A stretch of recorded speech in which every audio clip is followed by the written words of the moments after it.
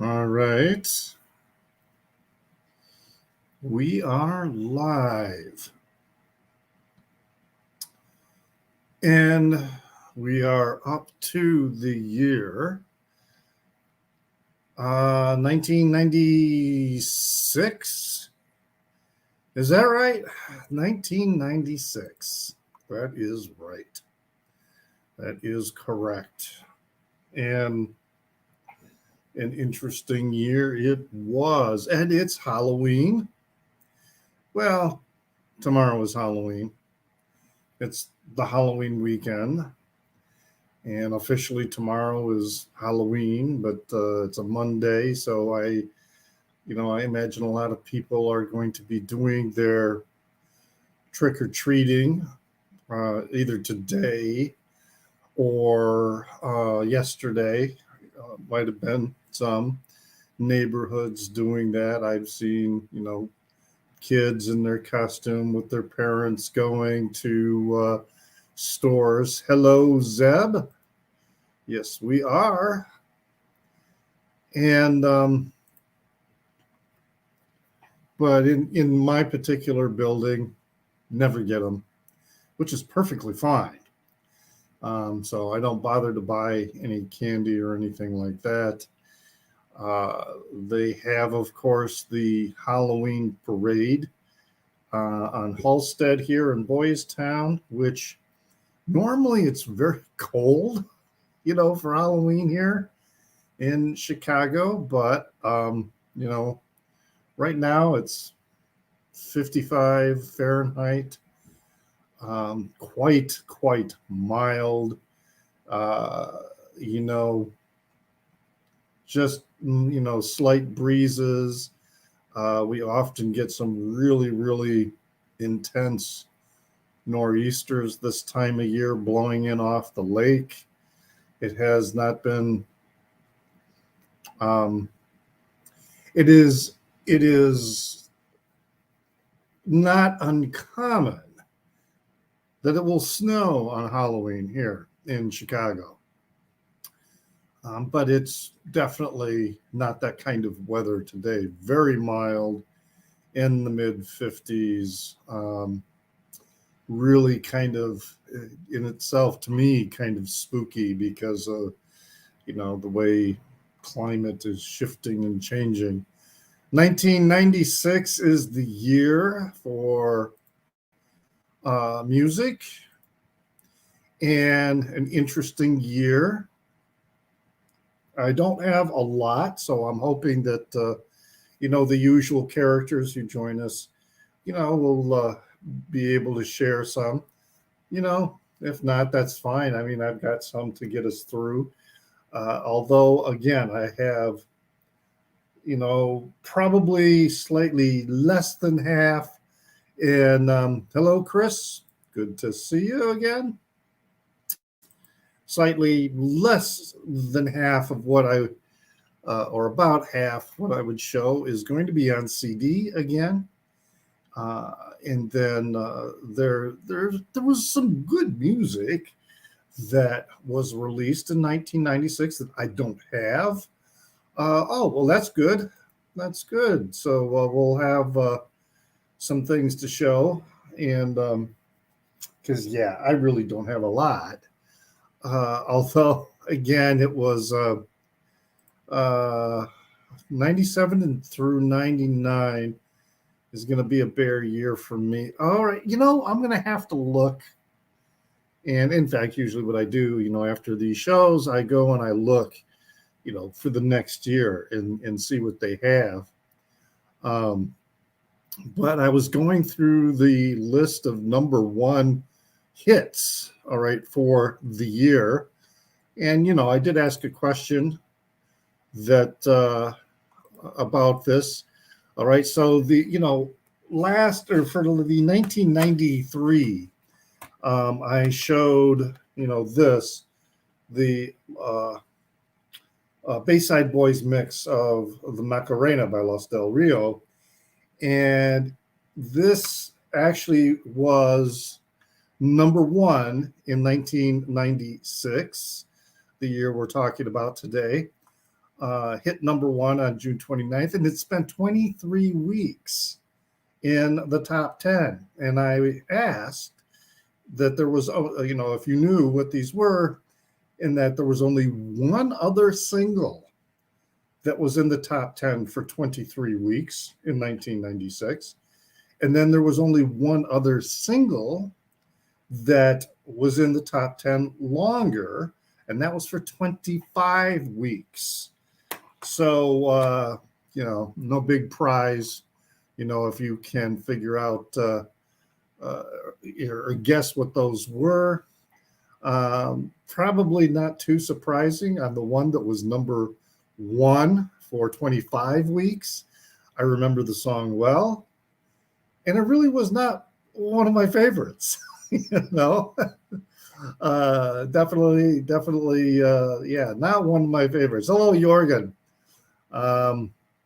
He always has some good material from the era, particularly bands who originate from Europe, and also the many times in the last few episodes, Jorgen's been sharing with us music that is in the Eurodance realm, which was quite big. It was quite big here too, but it's just, I haven't dove into it deep enough to know, but it seemed like it was a little bit later here.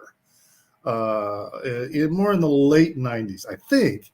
This just might be my memory, and memory is very flawed. A lot of things that we remember, and this has been shown through a lot of tests and studies and surveys, that what we think we remember accurately, turns out we really are not very good at remembering accurately what happens, because over time we change our memory to suit a narrative that we want to remember.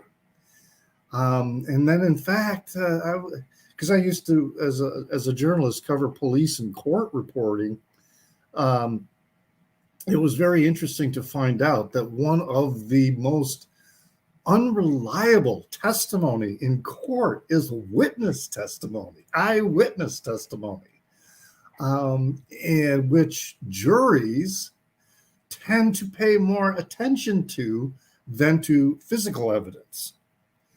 Very interesting, because, and that explains why you can get 4 different eyewitnesses in a trial who swear to God it happened this way, but each one of them can tell a tale truthfully that fundamentally differs from the other eyewitnesses. Really fascinating kind of stuff. So welcome those who are logging on and joining, and I'll put the invite out for people who want to perhaps come up and share items, from 1996. But I really found that to be very interesting, that eyewitness testimony can be the most unreliable, testimony. So, which is why, in jury instructions to jurors, that they have to remember the totality of what is being said. Then they also need to figure out, a witness may say they saw something, but were they in a position to see it the way they told it? Things like that. So I guess that's top of mind, because I'm expecting to get another jury summons. And this will be the 3rd jury summons here in Chicago that I have been sent to since living here in about the last 12 to 15, about the last 12 years. Okay. And I just, I know they have a lot of cases, here in Chicago, but I'm getting a jury summons from a Cook County court that I have to take the Metro all the way out to Arlington to get to, and I don't have a car, but they don't care. They, if you get selected for that. And then, we've got looks like we got some spooky people here for the stream. Here comes Jorgen. Hey, yo. And then, oh my, who is this? Scary clown. Ah! Jeez. Hi. I'm probably not going to wear this mask too long because it's very uncomfortable. Yeah, I can. I understand because, as you know, in the last Gunkles episode that we did for Halloween, I was wearing a puppy hood, which is made out of neoprene, and those suckers get hot. My face it gets hot and sweaty, and so being indoors wearing one of those. I think you have missed something, Chris. Slipknot did not do anything in '96. Okay. I'm actually not a Slipknot fan, and I actually have no Slipknot records. Nor do Neither I. do I, believe me. I'm surprised you even mentioned them, Jorgen. I know a lot of stuff that I don't like also. Yes. Or there's some crap that stays, unfortunately. Yeah. Or I could be Insane Clown Posse, I guess, too.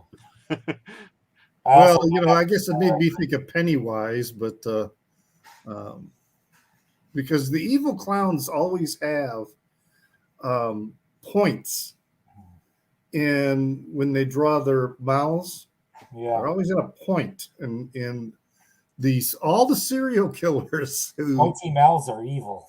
Yeah, many serial killers. One of their side jobs. I mean, we know about John Wayne Gacy in that he was a clown, but many others were also clowns, and that was that's what they did.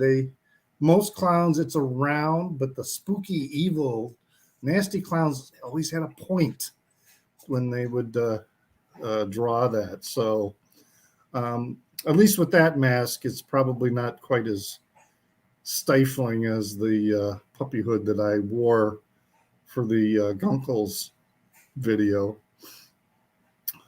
So do you either of you fellows, have you done anything or planned anything for Halloween, a party with somebody, or is there a parade that you either believe it or not, I never seen the great thing in Halloween. Actually, I've been to one Halloween party in my life, and that was 1995. I was dressed like J.R. Ewing. But I never been interested in Halloween. Maybe it is my lack of interest for the horror genre. But in Sweden, I think it's an age difference. When you are over 40, I guess the interest of Halloween drops a little bit. Well, I remember when I lived in Tucson that my housemate worked in the theater on campus at the University of Arizona, and he did makeup. So one year I dressed up as Lincoln, and he even put the little because if you look at the photos of Lincoln, he had I don't know if it was a wart or some kind of blemish that was on his cheek, and so he made something to put on my face for that. And all I remember was that in order to pull it off, I did not wear my glasses. So it was literally Halloween was a blur. The parties that I went to, it was literally a blur because I was unable to wear my glasses so that I could be authentic with the costume. 1996. What's that? Did Blur release an album in 1996? Nope, 97. Okay. I'm not really planning on doing anything special for Halloween either. I'm taking that off. I think so we can hear you. Yeah, exactly. I did make a video wearing this, and I think that's going to be up tomorrow. I think the sound's okay, but if not, then whatever.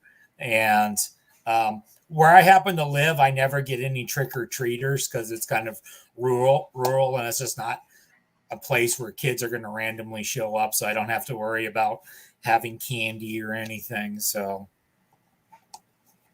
Interesting. One thing that I wonder when it comes to Halloween and trick or treat.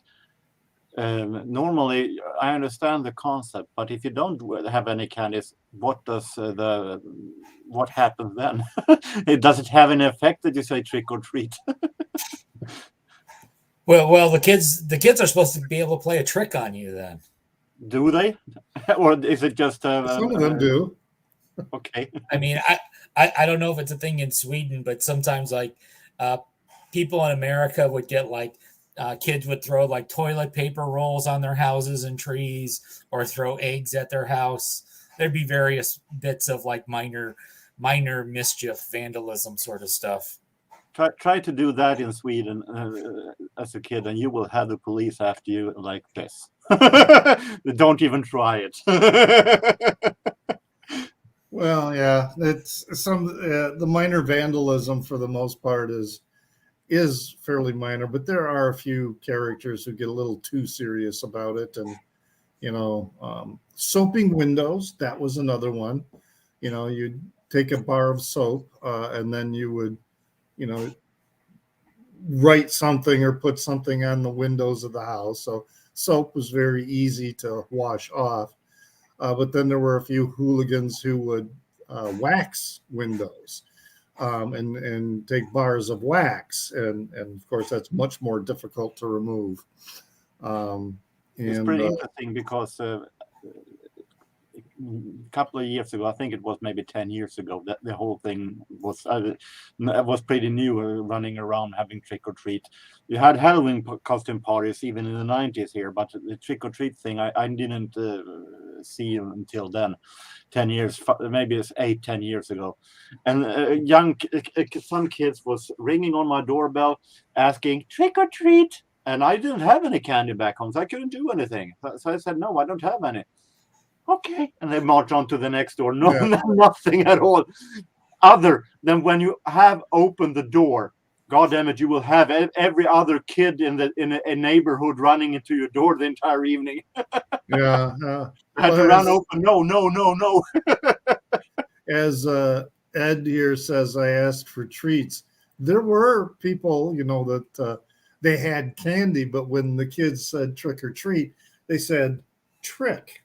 They wanted to have the kids do a trick, and a lot of them are not they're unprepared for that response. So it's kind of funny to see how they react to no treat. You show me a trick.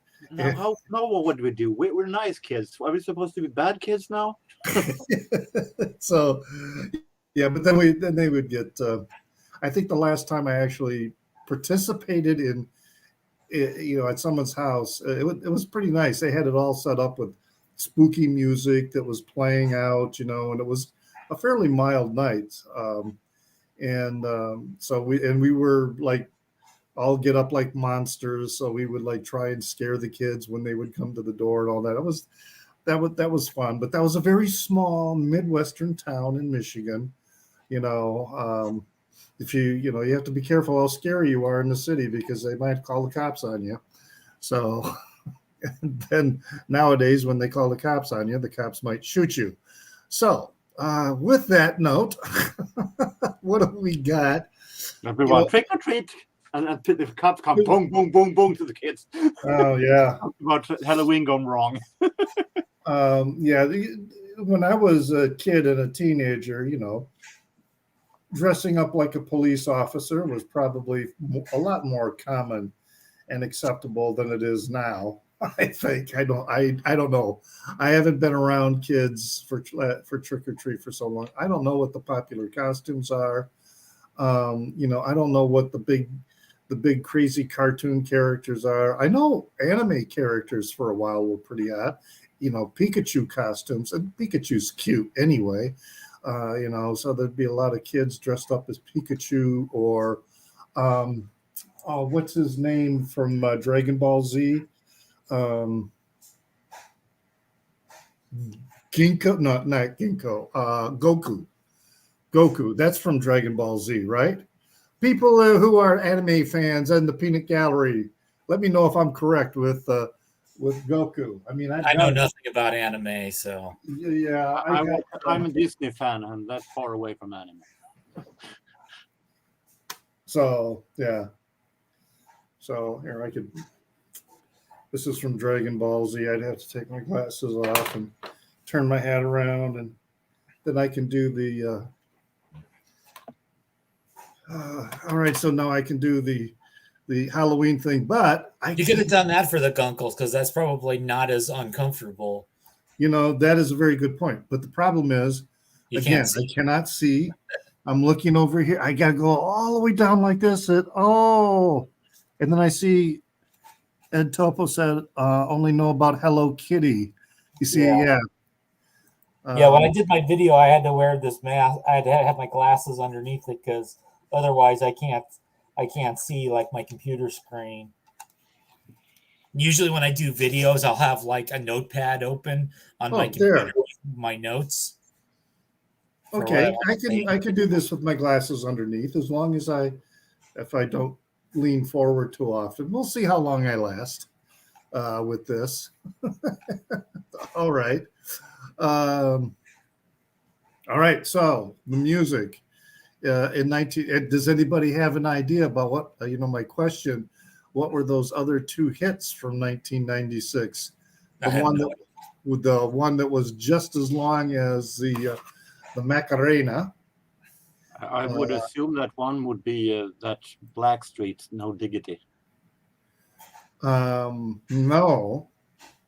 The where are they? Here, let me look them up again so I'll be ready. I want to give another try here. Where the hell is it? All right. So yeah, 23 weeks for Macarena. There was one other that was in the top 10 for 23 weeks. Where is it? Okay, I found it. And I don't even remember this song at all. But the other one that was in there for 25 weeks, I do remember that one. No guesses, no takers in the peanut gallery. Nobody cares, probably. Celine Dion. Celine Dion had, a hit that year, but surprisingly, I was surprised by this. She hit number one with "Because You Loved Me," but it was a top 10 for 19 weeks.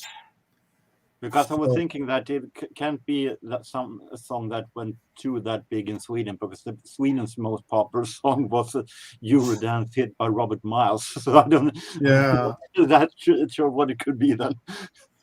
And Alanis Morissette, ironic, that was the highest. Of course, these are Billboard charts in the U.S. The highest it reached was number 4. John Rampoli suggests Fugees, Killing Me Softly. Was that, well, let me look in here. I don't think it was 1996, was it?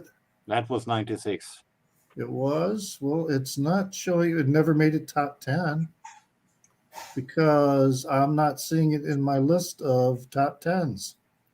I'm sure I'm way off, and I don't even know if it was a song from '96, but it was that Coolio "Gangster's Paradise."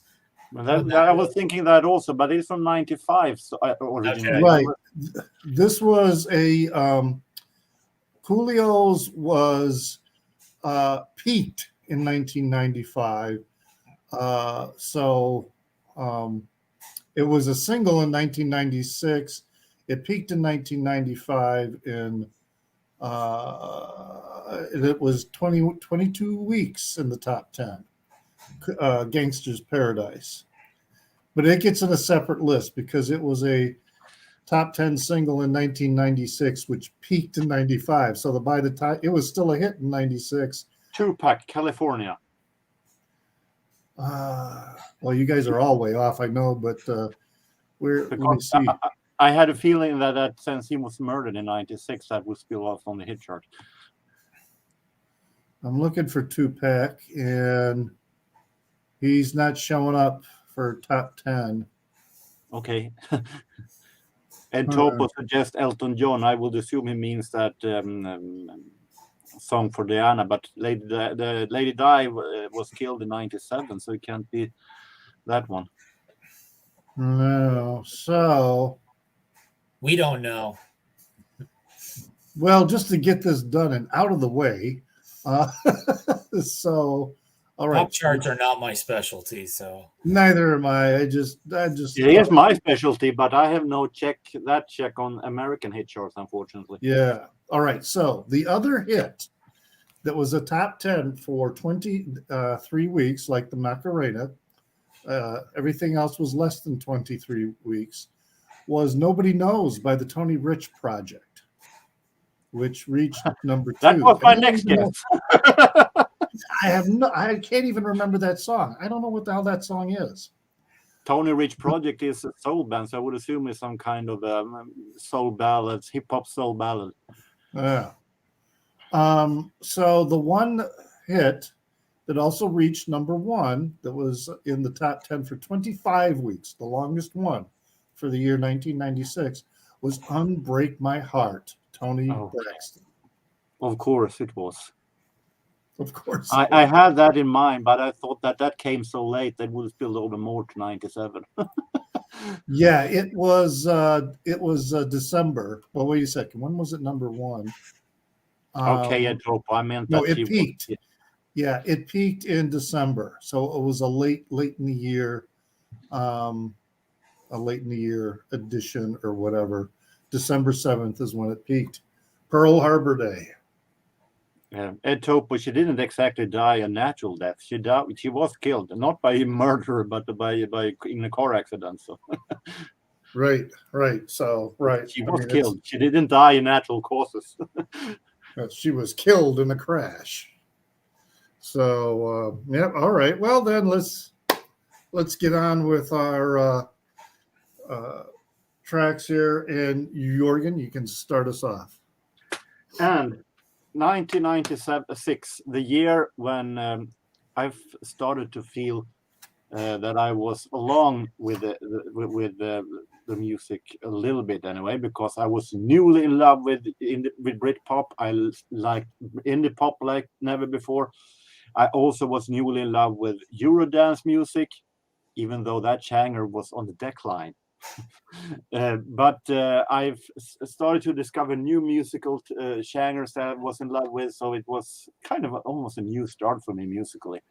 Even though I still loved 80s, I still loved soul, jazz, of course. But the album that for me was, I wished it for Christmas, and I got it the Christmas present by my parents, and that was the Britpop album I listened to absolutely most this year, was Suede's Coming Up. Ah, yeah. And when I heard Trash, when I heard The Beautiful Ones, it really blew my head off because it was so amazing good. So I really loved this album so much. So it's almost like a kind of a Bible for Britpop for me. It is so amazing. Definitely one of the best Britpop albums in my opinion. I know that many may not agree with me who is Britpop fan, but I love this album extremely much. I don't have any Suede, but I've always been sort of, interested in them. I want to listen to some more because I do hear a lot of people talk about them. So it seems like they're kind of a cross, kind of a maybe a little bit of power pop kind of. Is that what they're kind of like? Or if you take Britpop, the normal Britpop style, and combine it with a dose of David Bowie from the 70s, you might get into it. All right. Yeah. Okay. Yeah. So there's a little bit of the glam to them. So yeah, I probably would like it. So I would assume that. I would. It's a little smoother than Oasis. Oasis is a little bit rockier, but this is still very much typical British. All right, sounds good. All right, Chris, what are you going to start us off with? Okay, I'll start you off with a group that I'm pretty sure neither of you have ever heard of before. This was their first and best record. It has one song that's just wonderful. The Mysteries of Life. The album's called Keep a Secret. There they are looking very, very young there. And I also have the song Going Through the Motions, which I think is just a wonderful song. I have the promo version, which is on clear vinyl, 7-inch. So Did you ever hear of them, Richard? I'd be shocked if Jorgen had heard of them. You are very right. I never heard of them. And I also have never heard of them. So basically, Free to Love was in Blake Babies. After Blake Babies broke up, she met this guy Jake Smith. They were in a band called Antenna, who broke up. But then they formed this group. The song "Going Through the Motions," it's on the lighter, more acoustic, jangly side of alternative rock. So it'd be something I think Jorgen would be at least would have somewhat of a chance to like, because it's definitely not grunge. Her drumming style, she tends to be, I'm trying to come up with a good word of describing it. She tends to like not hit the drums as hard as most drummers do, if that makes sense. Kind of a lighter style of drumming. Like a jazz drummer. A bit, yeah. And I remember that she mentioned that like Mo Tucker from Velvet Underground was like one of her like idols as a drummer. So anything that isn't grunge, I like. Yeah. Did she use a lot of cymbals? She actually didn't use a lot of cymbals. She would use tom and stuff. So, yeah. That's usually the signature of a jazz drummer. Lots of cymbals and less snare. Yeah. So. All right. Interesting. I have never heard of them. All right. So I'm going to go for, I guess I'm going to call her a big gun for the year. And that is, and I really love this album, and that Sheryl Crow, the eponymous Sheryl Crow. This one in the Globe sessions, I really, really like those two records. I mean, I listen to them a lot. And what I really like, I mean, okay, so yeah, it is kind of hard to read with these on. But yeah, the opener, Maybe Angels, is such a great opener to the whole track.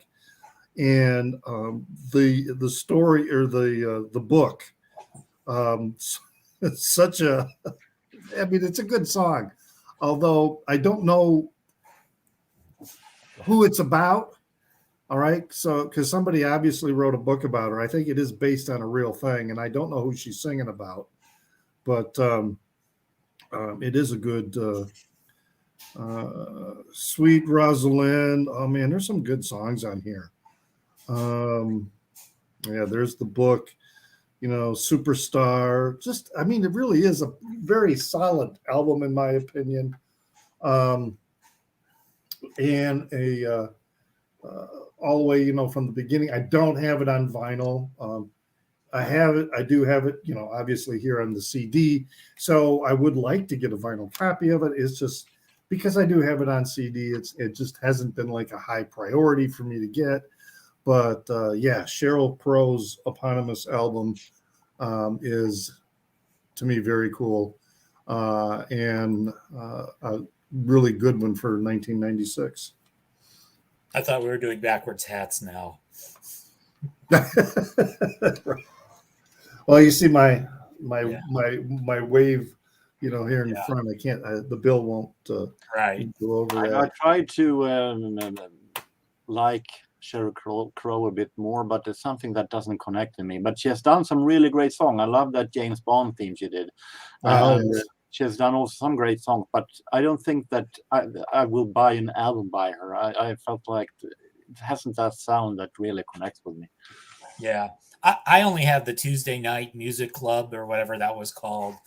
And just a random bit of Sheryl Crow trivia. One of my neighbors went to high school with Sheryl Crow.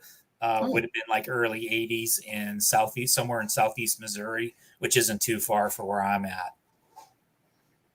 Okay. All right. Down there by the Boot Heel. Yeah, it's weird how they draw a state line sometimes. Yeah.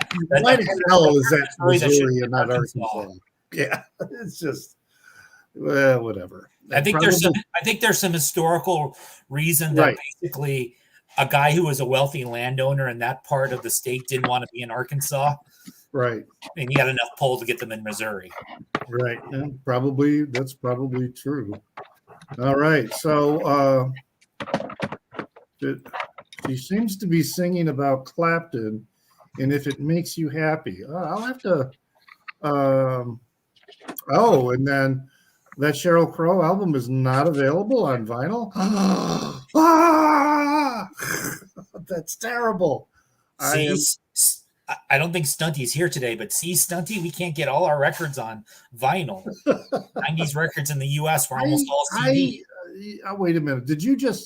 Craig, did you just look that up in Discogs? Because I thought I looked it up in Discogs and I added it to my want list. No, it was Veruca Salt that I added to my want list because I just watched a movie the other night that had a Veruca Salt song and on the ending credits that sounded really, really good. And I want to get it, but all right, I got to look this up. This blows my mind. Why can't I find Sheryl Crow? All versions and CD, cassette, CD, cassette, CD, CD, cassette. Oh my God! What? Holy shit! What the CD, cassette. Oh man, I'm freaking out here. What's going on here? A CD that's limited and numbered. Oh God! What the hell?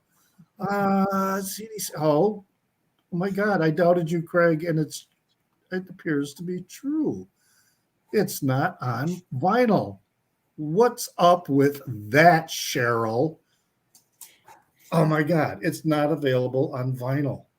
I hate to blow your illusion, Richard, but the 90s wasn't exactly where the vinyl was the hippest in the record. Well, that's true, but you would think with some of these, that they would later reissue a vinyl, but yeah, I mean, Sheryl Crow this. Oh my God! Yeah, I mean, most people that are as big as Sheryl Crow have had their stuff reissued on vinyl by this point.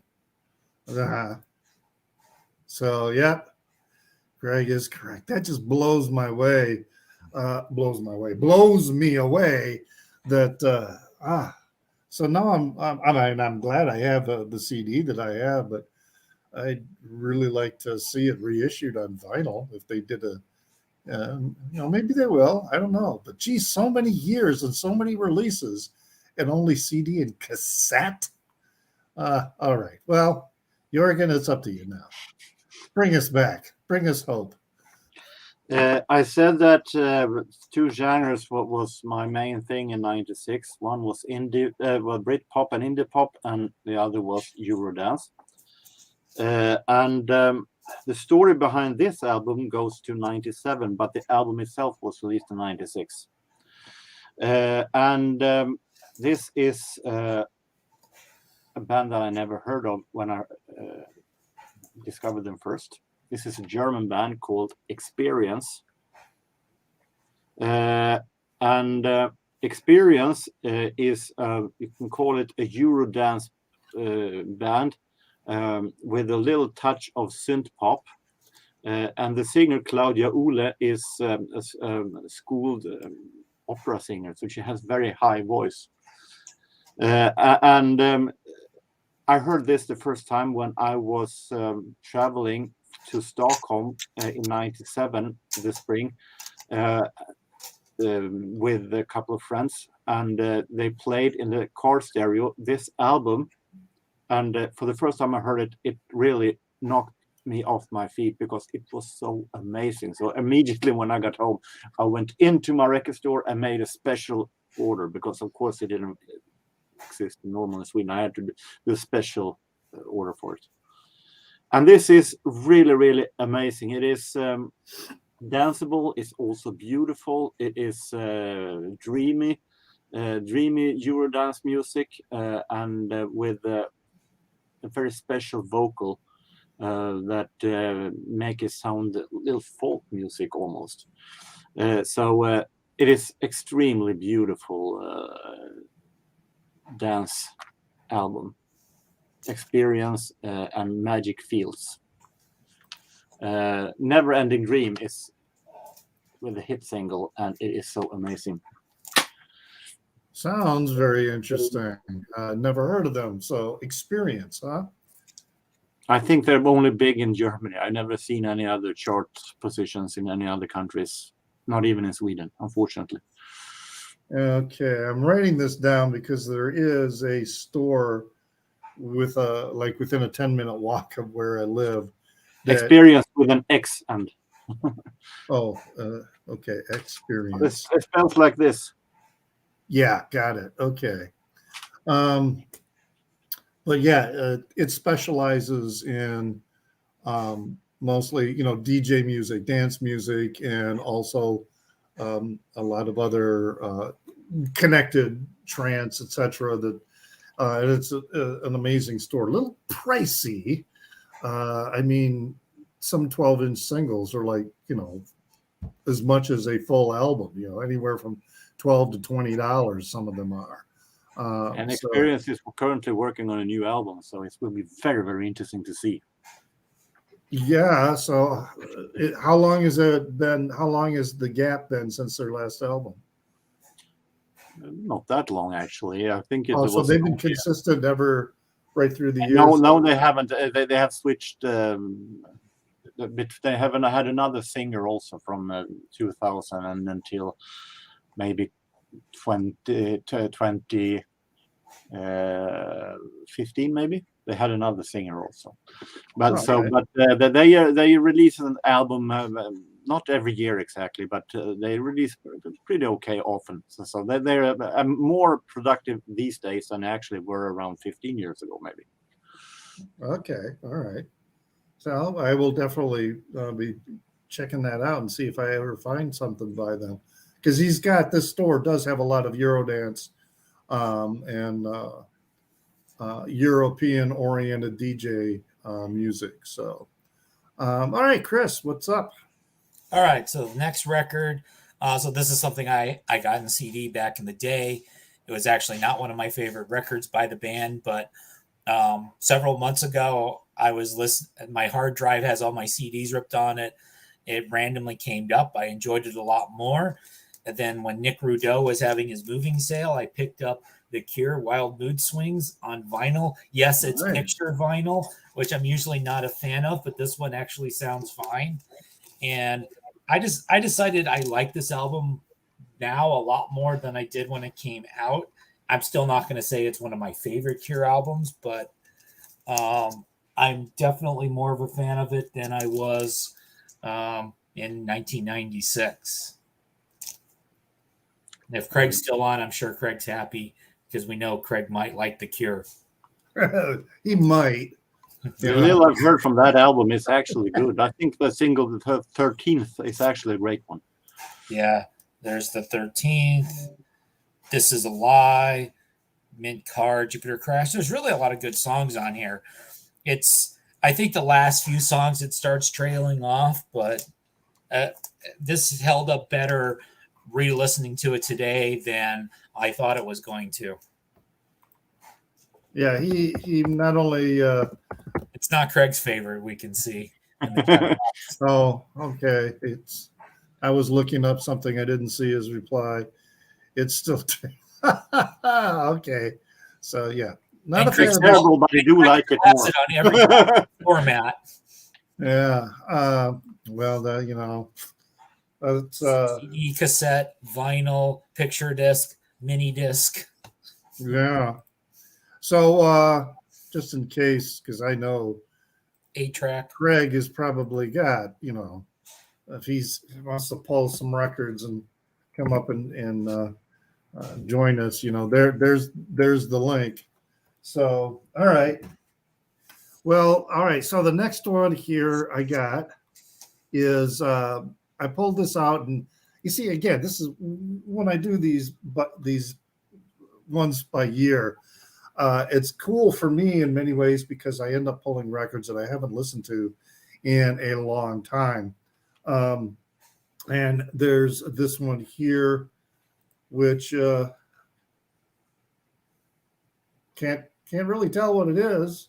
Even on the side, it's hard to read, and on the back. Anybody got it? Anybody want to guess? Huh? Eiffel 65. Eiffel 65. I'm blue. Double D.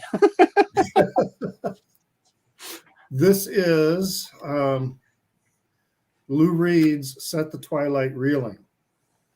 And this is actually a promo copy CD. So I don't know if the regular release, had the same cover. I was going to look it up and see if they did. But what a very good, kind of a underrated release that Lou Reed did with this. I mean, the opening track of Egg Cream is just really a really good opening to it. And then the closer, Set the Twilight Reeling, is a really good closer for, an album like this. But then all the way through, it's a very strong album. It was a good listen for me. And as I look in Discogs, this cover is not the same, because apparently the cover in Discogs looks more like let me get on here, looks more like that, except that it's really dark blue, I guess, or whatever. Oh, I see you've got it. What do you? Yeah, that's more what the cover, I guess, looks like. And this promo copy is that is folded on the inside. So this becomes the but that's how the CD looks. Yeah, I'm trying to show you the etching, but it's reflecting back. I can see the etching. Yeah, I can. I can see that. I got a glimpse of it. But when I pull it out of the dark blue cover, this is what we see here. But this is the part that kind of faces behind the cover. So, but anyway, okay, same kind of fold out. I really like this album. It is, as I said, something that I should pull out and listen to more often, because all the way through it's a. See, now I'm not sure. I mean, I still have the radiating on the CD. It has the radiating, lines, but I don't think it has the etching of his image, because that's what's on the vinyl, right? Yeah. It's kind of not necessarily an etching, but you can see a reflection of his image in that, and you don't really get that with with the CD. But this was a record store day release from, I think, last year. Oh, okay. So it's 3-sided with the etching on the 4th side. They did a very similar thing with Magic and Loss. I have that one as well. It also has the etching on the 4th side. Yeah. Okay. Yeah. So, but yeah, what a really solid album all the way through. Like I say, I need to, that and New York are probably 2 Lou Reed albums that I have. I just don't listen to them enough. I tend to go more toward the middle to late 70s Lou Reed as my first response. I don't necessarily go to the later material. For me, my the 2 Lou Reeds that I would pull out most often are Transformer and New York. And for me, New York was actually my entry, because New York came out in like the late 80s, right when I was in college. And a lot of people my age, that's really how we discovered Lou Reed, was through the New York album. Yeah. And what a great one that is too. Oops, geez, I'm knocking my face off. Okay, we have to be careful here. Transformers is the only Lou Reed I have. Oh, my favorite, Beautiful South Records, Blue is the Color, came out that year. And I have it on vinyl. Yes. Yeah, we know you've got the Beautiful South, because we reviewed that Beautiful South album, and holy shit, it's like what, $200 now if you wanted to buy that on vinyl. Crazy how some records do that. But if they were limited pressings, that can feed into that pricing. Well, Emperor Jorgen, what is your command? Did you ring, sir? No, that's wrong. I have 3 CD singles that will symbolize one album that I thought I had, but I have it only on cassette copy, and I feel ashamed about it because I actually thought I had it on CD. I'm talking about from Pet Shop Boys album Bilingual that came out this year. An album that where Neil Tennant and Chris Lowe actually started to look towards the Latin America. They wanted some real Latin flavor on their album, so they collaborated with a Scottish all-girl drum band, a percussion band known as She Boom. And they released this single, Se a Vida É. And they released this single called Single Bilingual. And if you take a look at YouTube, seeing where they perform this and the video, the She Boom group looks so awesome, cool with their red T-shirt and just drumming like hell behind Neil Tennant. It looks really cool. So it's a really amazing rhythm and drum beat in this song. And this is their first single. That one was released in '95 for some reason before. But 3 singles from Pet Shop Boys album Bilingual that I think is a really underrated Pet Shop Boys album that has really strong melodies and some really great drum beats by She Boom. I put my face back on. I remember this song, but I don't remember that particular album. And I was trying to look up. I'm going, I've got Bilingual on some other albums, and I was looking, and I thought it was on Very, but I looked up Very, and it's not. So, or at least not on the official release. So. Fun thing about this bilingual single is that on the B side it is a song called Discoteca that is on this album also. And the funny thing, if you listen to the album Bilingual, those 2 tracks actually goes into each other like one long song. Right, So, that's what I remember. It's fun how they have managed to separate them here. Yeah, that's what I remember. So what was... And that was the name of the album then, was Bilingual? Mm-hmm. Huh. And I don't think I ever had that on CD. It had it's to all yellow cover. Okay. I have to look that up. I wonder if it was on. I have a Pet Shop Boys. It's a burned copy of some different mixes. So maybe it's on that. I'll have to look at that.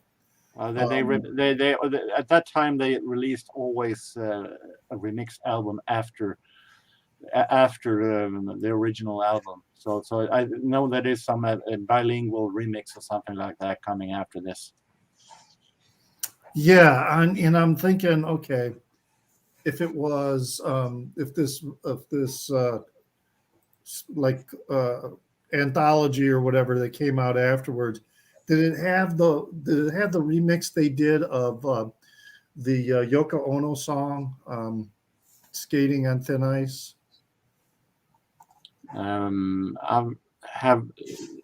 heard of that one, but I don't have heard. Gosh, I remember. I don't recall it. I think wasn't that released as a Christmas song by Pet Shop Boys? Well, it was on this compilation that they also did a cover of a David Bowie song. That I wish I could remember what that I heard that on, because I know I did not have that particular release. Okay, why are you doing that to me? My Discogs has been acting really freaking weird lately. All right, never mind. Moving on, Craig. Chris. You said Craig. Yes, I did. So, all right. They look very much alike.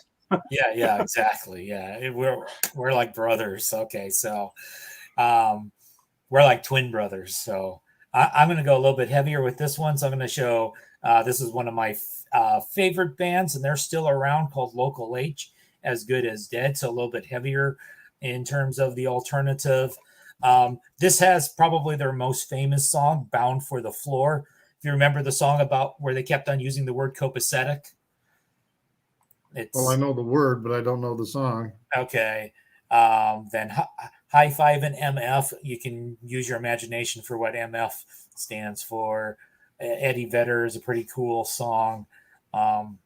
We're totally twins. Yes, Greg. Twin brothers of different mothers. And fathers and sisters and brothers. Yeah. Okay. But anyway, this was their second album.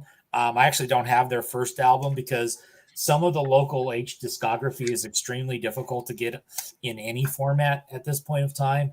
And these guys are still making records. I know Vance Zepperl is a fan of them and saw them play recently. They're from the Chicago area, so. That's okay. What I never heard of them, so. Yeah, I'm thinking the song "Bound for the Floor." You'll probably recognize it if you hear it. If you don't recognize that song, then you don't know any of their songs.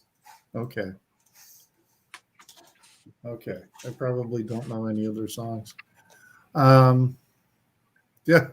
So don't remember anything about them. Maybe I should look them up again. I don't know. All right.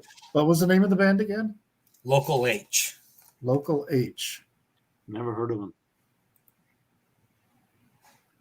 So is that what? Is that a reference to local heroin? Or local hell? I don't know, but they're from Zion, Illinois, which is like north of Chicago. It's pretty much on the Wisconsin border. Yeah.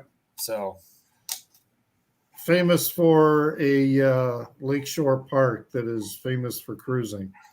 Not that I know anything about that. All right. So next. You read about it. Yeah, I read about it. Yeah. And none of it was true. All right. So this is where I got to pull out two things here because is this right? Yeah. All right. So this was the year. So I've got vinyl and CD related to each other for this same recording. And for the full album, we got Underworld, Second Toughest in the Infants, was released in 1996. Again, another really solid album all the way through. That it's electronic, it's techno, it's ambient, it's trance, it's good. It's really, really good. And then I also recently picked up a 12-inch single of two of the songs from this recording, Juanita, which is a great mix on here. What's this side B? And Rolla, or Raula, or whatever. So on this particular label here, saw a copy of this in that store I was talking about earlier, and on the Wax Tracks label. Love listening to this is Underworld in terms of that genre of music is one that I listen to a lot.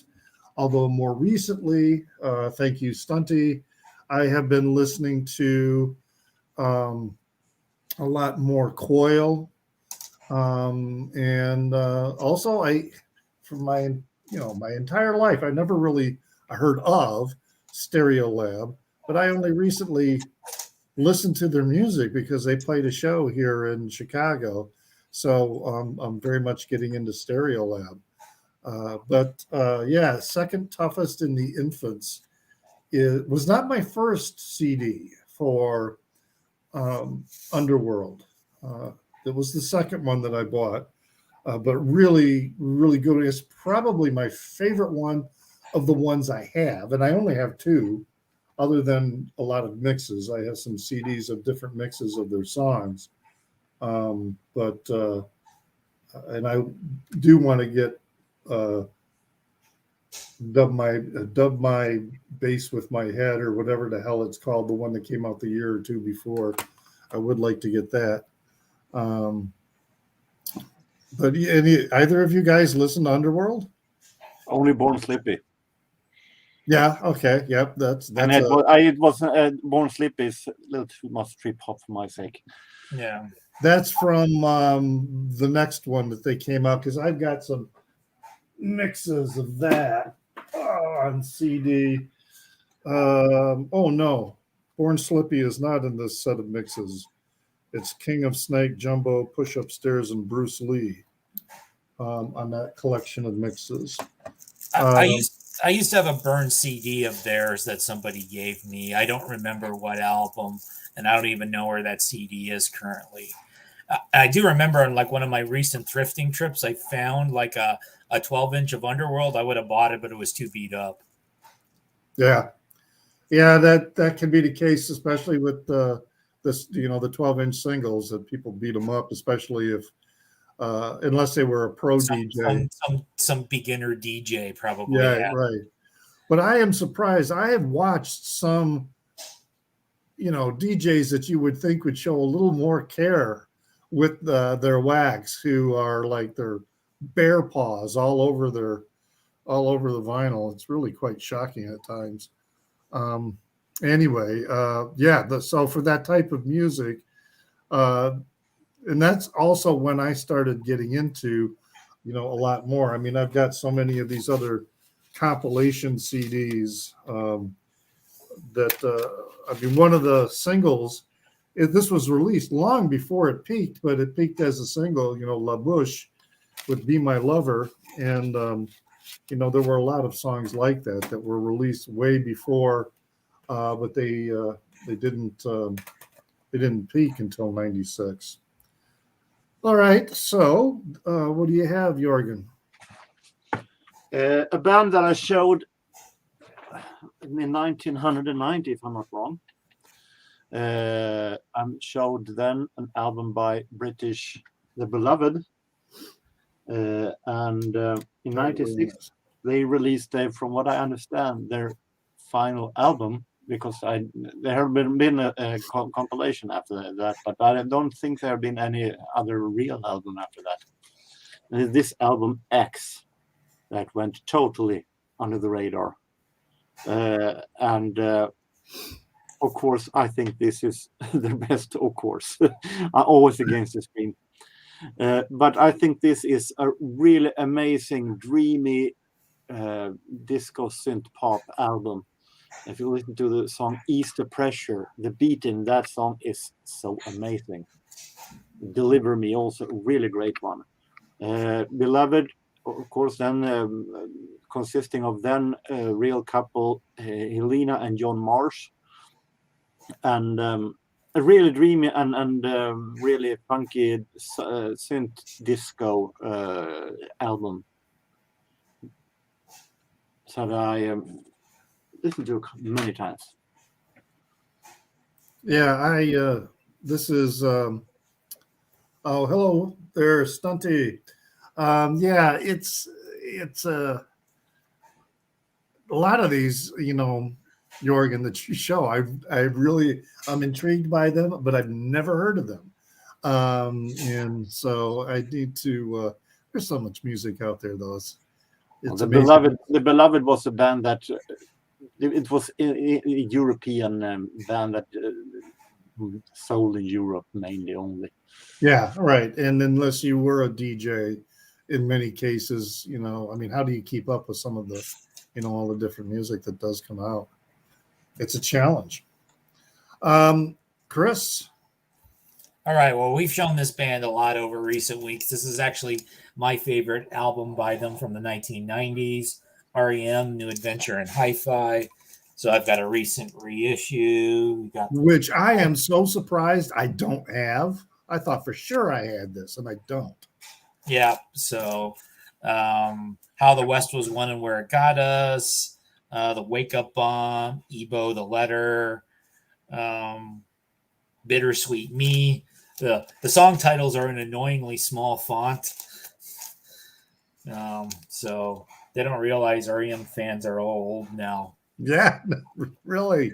That always bugged me about some reissues. Yeah. The liner notes too. They would have special liner notes, and then it'd be like, oh yeah, 4 point. The credits for all the songs are like incredibly tiny. Yeah. I know we sound like old men, but because we are. For me this is probably their last, what I would consider their last classic album. I know not everybody's as much of a fan of this one as me, but yeah. Oh yeah, Stunty. We changed the clocks a week later over here in America. Right, that's next weekend for us. Yeah, I was also pretty shocked because I thought it was 6 o'clock, but then I saw, wait a minute, it's half 30 minutes. Okay, it was because they haven't changed their clock yet. Yeah. So when it comes to that REM album, it's on my wish to have it soon, so I hope to find it. Yeah. So I had some REM CDs pulled out, and here they are. Let me see which ones. So yeah, what do you think of Reveal? Not a lot. Not a lot. I made a ranking the REM video, and that was very near the bottom. It may have been my bottom one. So I don't agree. I love Reveal. I think Imitation of Life is one of my absolute favorite songs by them. Yeah, so we'll be coming up with those, with Reveal and with Up, and then Accelerate was their last one, right? Yeah, and that one is also really great. So yeah, I like Accelerate. And there was Around the Sun, which is another one I didn't like. So I don't have that one. So I have all of their studio records, mostly on CD, a few of them on vinyl. So one of their early ones I'm still I don't have yet on vinyl. I can't remember which one it is. It's the one after, or maybe it's the one before Document.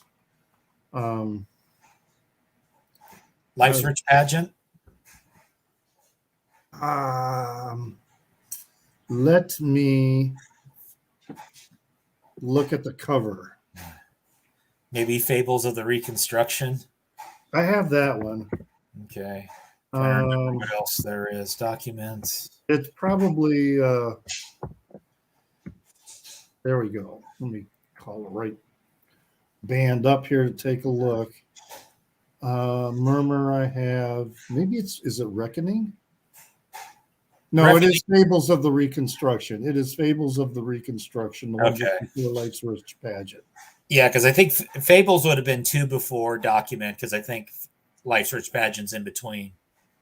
Yeah, Document came after Life's Rich Pageant, and then but of course I just recently picked up, I guess their true first, well, Radio Free Europe, I guess you could say, is their first real record.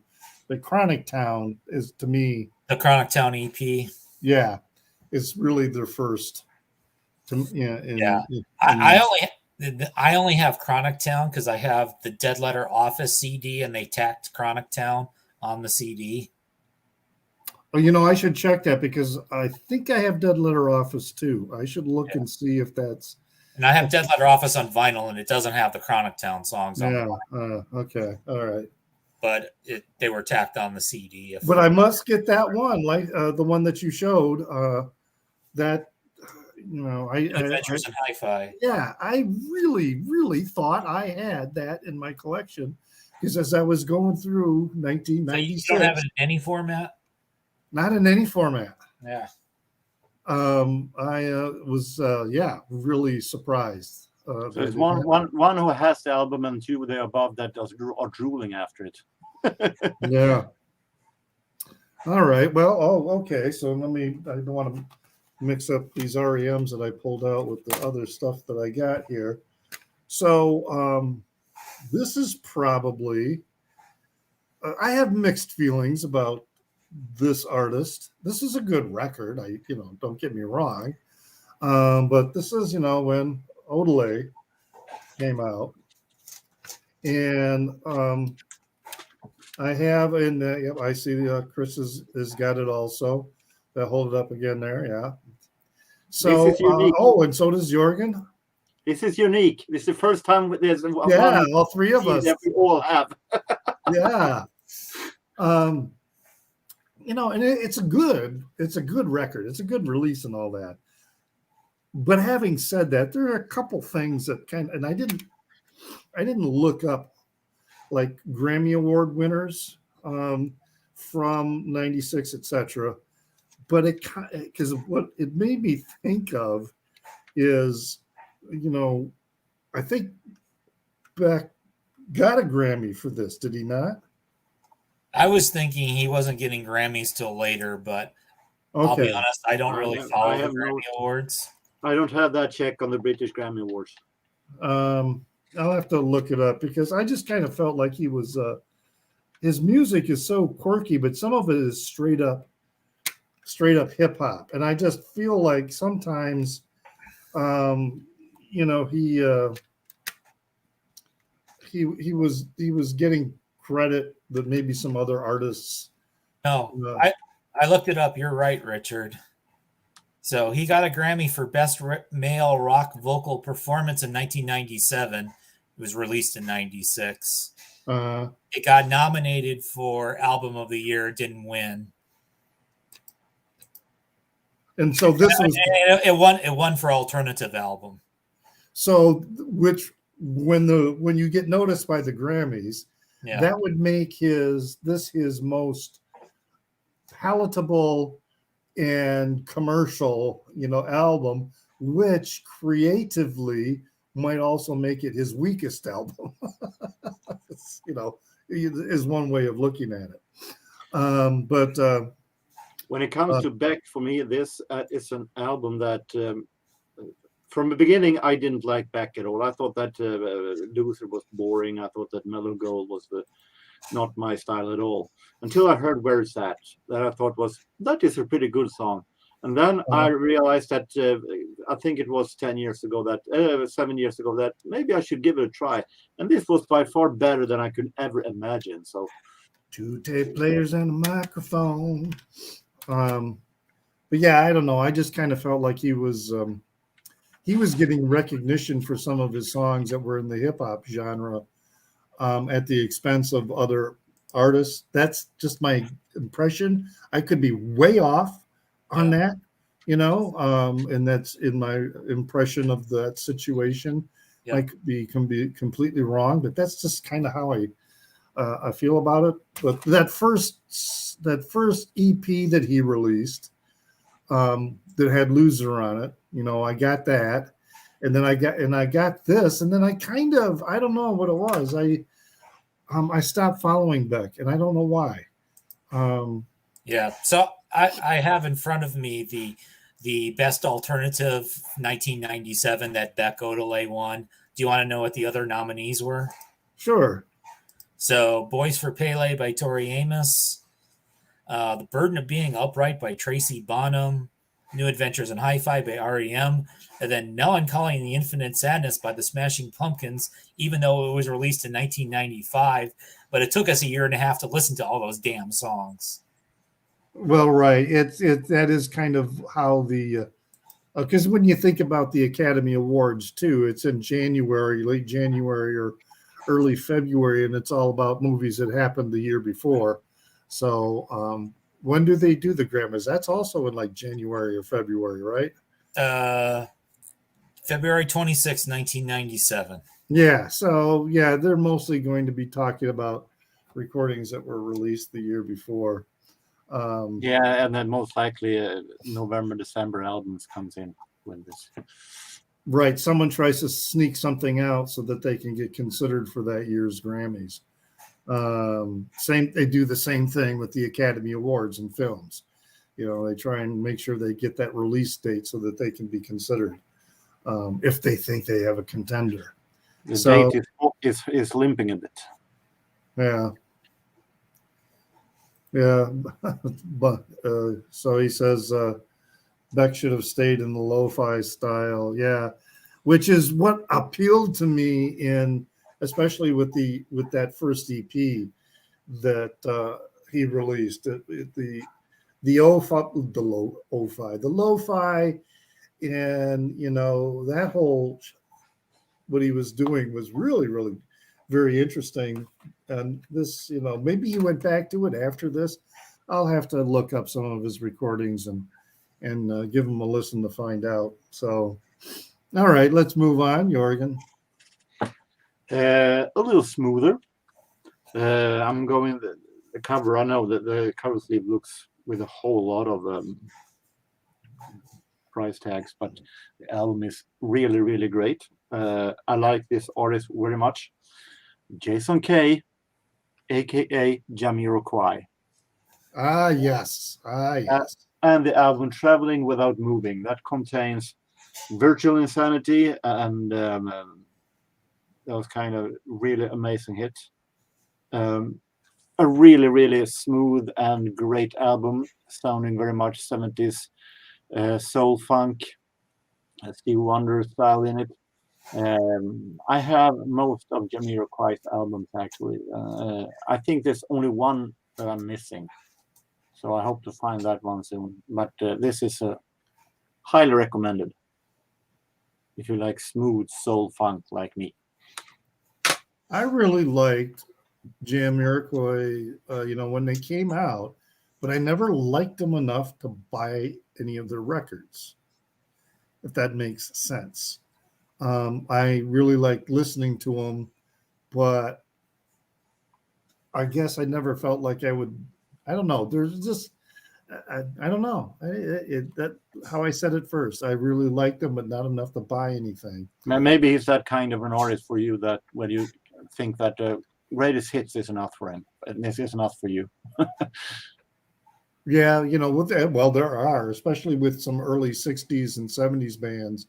I'm not interested in collecting their discography. Give me a good greatest hits compilation, and that's all I need. Even with bands like Mata Hoople, that one Mata Hoople greatest hits to me is perfectly fine. That's all I need. Or the Same with me, like Enya. Some really great singles. I just love Caribbean Blue and so on. Yeah. But I think that the greatest hits is quite enough for me. UB40 is the same. Yeah. I'm not that much of a reggae fan that I need an entire album, but a compilation with the hits is enough for me. Yeah. Yep, there are bands that are like that. So, and then not to disparage them, just that's all that satisfies my itch. But then I, of course, as I collect singles, I have singles also. Yeah, I'm not a big singles collector, although I do have a single that I will be showing here from 1996. Woo! All right, Chris, what do you have?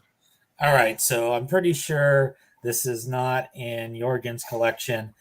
You think? So, it's Tool. It's Enema. It's actually the only Tool record I have, and I have it on CD because I'm not going to. You do have it on vinyl. Cool. Did I steal your thunder here? No, because well, go ahead and go ahead. Oh, I was just showing off because I have this special. I guess it's lenticulated CD cover, so you can get the little moving eyes or whatever those are supposed to be.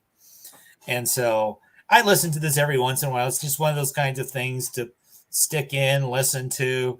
I can't name any specific tracks, but it's a fun thing to listen to. But I never went out and sought out getting any more Tool records. Well, they're so damn expensive. Yeah. For one thing. Yeah, that's kind of I'm actually glad that you decided to show your copy because this week, as I was going through the various releases for this year, and this was obviously one that that I had, and this is an unauthorized copy. So it doesn't, I guess it's not really a bootleg. It's just an unauthorized release. And I guess you got to be in the right mood to really sit there and listen to it. It's 2 records, and it's good, but it's kind of like, I don't know, it's kind of like Porcupine, in a way that making that thing do all kinds of crazy stuff here, freaking me out. It's the best part. Yeah. It is. Yeah, like I say, they're kind of like Porcupine Tree in a way, in that it's really, it's good music, but it's really intense. Porcupine Tree is also a group I own exactly 1 album of. Yeah, well, I've got a few of their albums, but I seldom listen to them because I always have to be in the right mood. If I'm not in the right mood and I start to play it, I won't even listen to one side all the way through. So if you're in that one specific mood, it's great, but any other time, yeah, you'd rather listen to something else. Exactly. I guess maybe because it demands so much of your attention. Yeah. Maybe that's part of it. But yeah, this was, although this is nice purple vinyl, and I don't have anything else by Tool, and because, yeah, their records are so bloody expensive. I see Zeb is saying he thought it was a 95 album. Mine says, my CD says 96 on it, but maybe it got released somewhere in 95. Yeah, when I looked up on release dates, this was listed as a 96 release. So yeah, I just pulled up the Wikipedia, Discogs. Everything is 96 or after. So yeah. So, but who knows? Sometimes I didn't look it up in Discogs. I looked it up in the Wikipedia. So for releases in 1996, I double check with Discogs to make sure that I get everything that at least I have. But now these I don't know anything about. Who these are, but this is very true, Zeb. You want to make some money, do as all the rest and press Tool bootlegs, because you don't even have to sell them for like the really big price. I think I paid for this boot, if it's a bootleg, according to Discogs, this is an unofficial release, because to me a bootleg is a live recording, that somebody did and got pressed. An unauthorized release is it's an existing release, but somebody else a bootleg doesn't necessarily have to be live. It can be demos that someone has come over. Well, right, but it was not necessarily intended for release to begin with. Yeah, that is correct. Yeah. So, yeah, because I think I thought it was cheap. I paid $40 for it. Take a look at this YouTube. This isn't live. This is rehearsal and full and demos for their 91 album. So it's by YouTube. So this is still a bootleg. So yeah. So but yeah, it's not that as soon as Stunty gets his knuckles out of his camera, I'll bring him up on stage here. So I don't know what he's doing. He's trying to set up things. All right, and here he is. Hello, guys. Hello. I'm with Jürgen there. A bootleg is a bootleg. Yeah. So, I think it's like a bootleg is basically just a record that has not been authorized by the musician, be it a live or a previous recording. Yeah, yeah.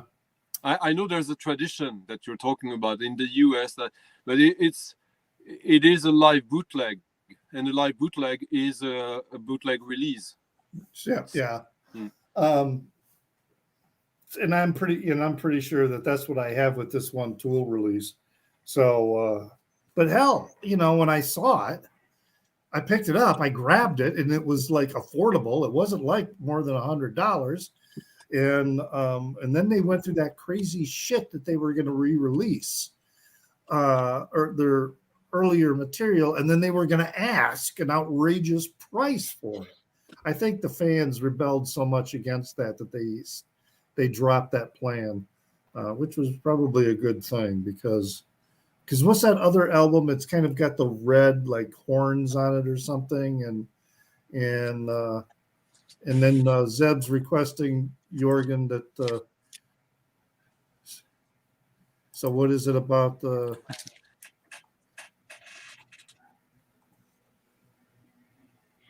This is rehearsals and full versions. There are made demos and rehearsals for from autumn '91. So it's for the '91 album.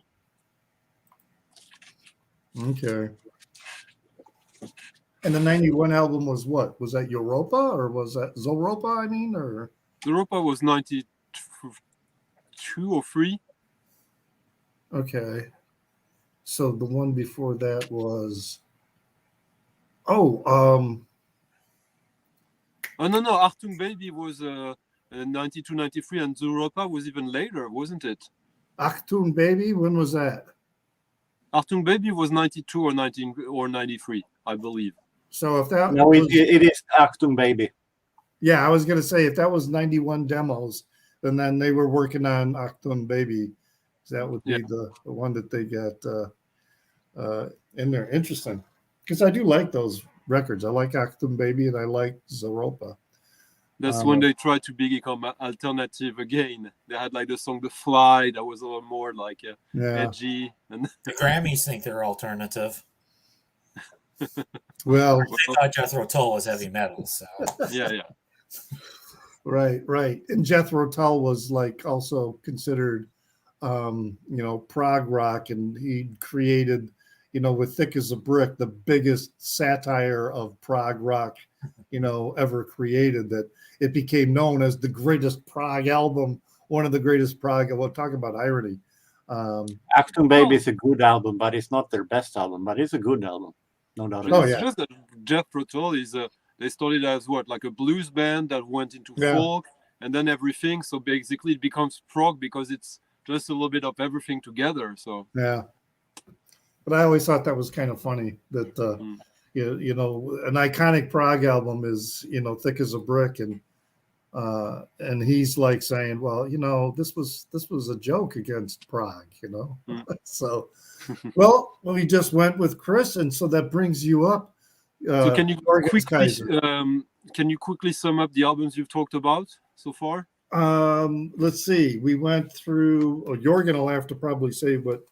I have shown Suede, I showed Experience, I showed Pet Shop Boys, I've shown Beloved, and I've shown Jamiroquai. Okay. All right. So far, I showed REM, New Adventures in Hi-Fi. Richard and I showed Lou Reed, The Twilight Reeling. I showed The Cure, Wild Mood Swings. I just showed the Tool album. We've shown the Beck album. I showed The Mysteries of Life. And I showed Local H. I don't think you were going to show any of those. No. And I showed Underworld, Second Toughest from the Infants, and the eponymous Sheryl Crow. The others, as Chris said, we were both showing those.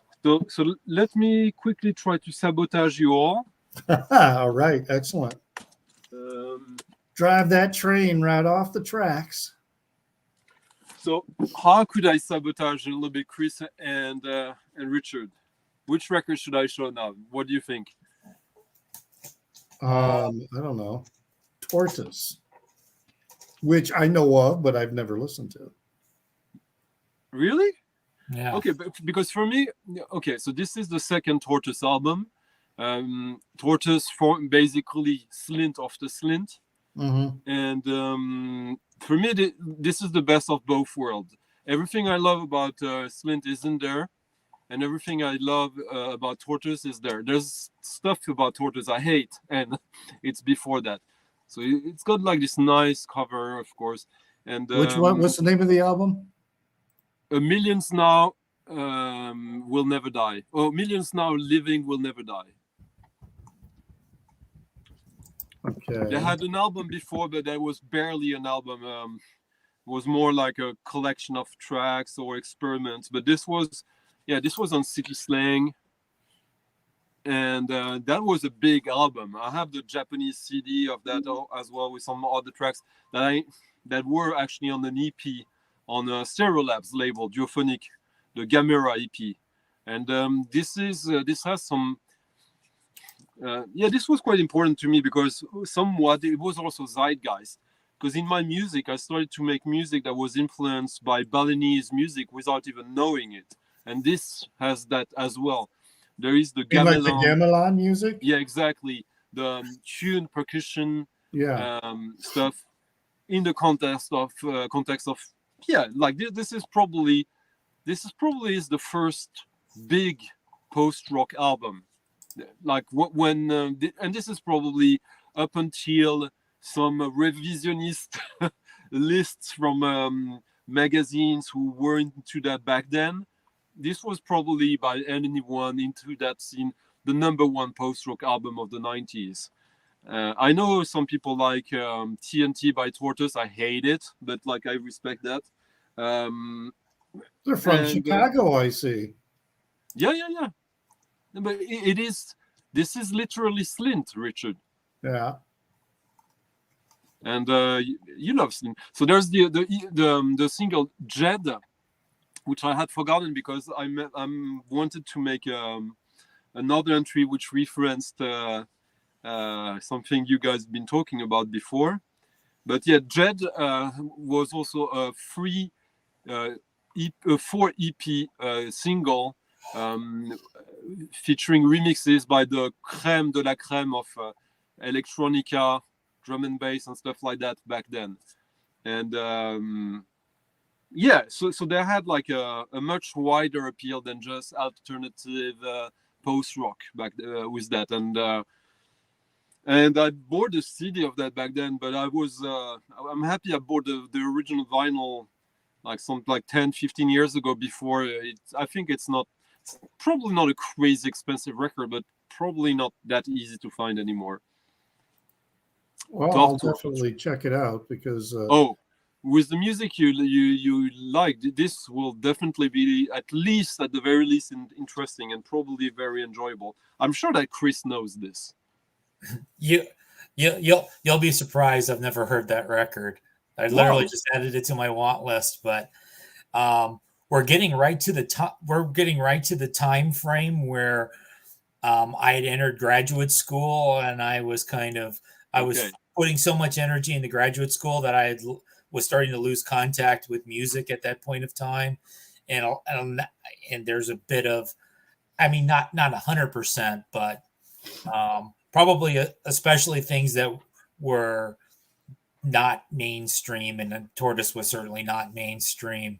They had, with that album, they had quite a lot of coverage, because from like big indie magazines to just anybody, like that was an end year's list darling. That was about the time where I stopped paying attention to indie magazines for several years. So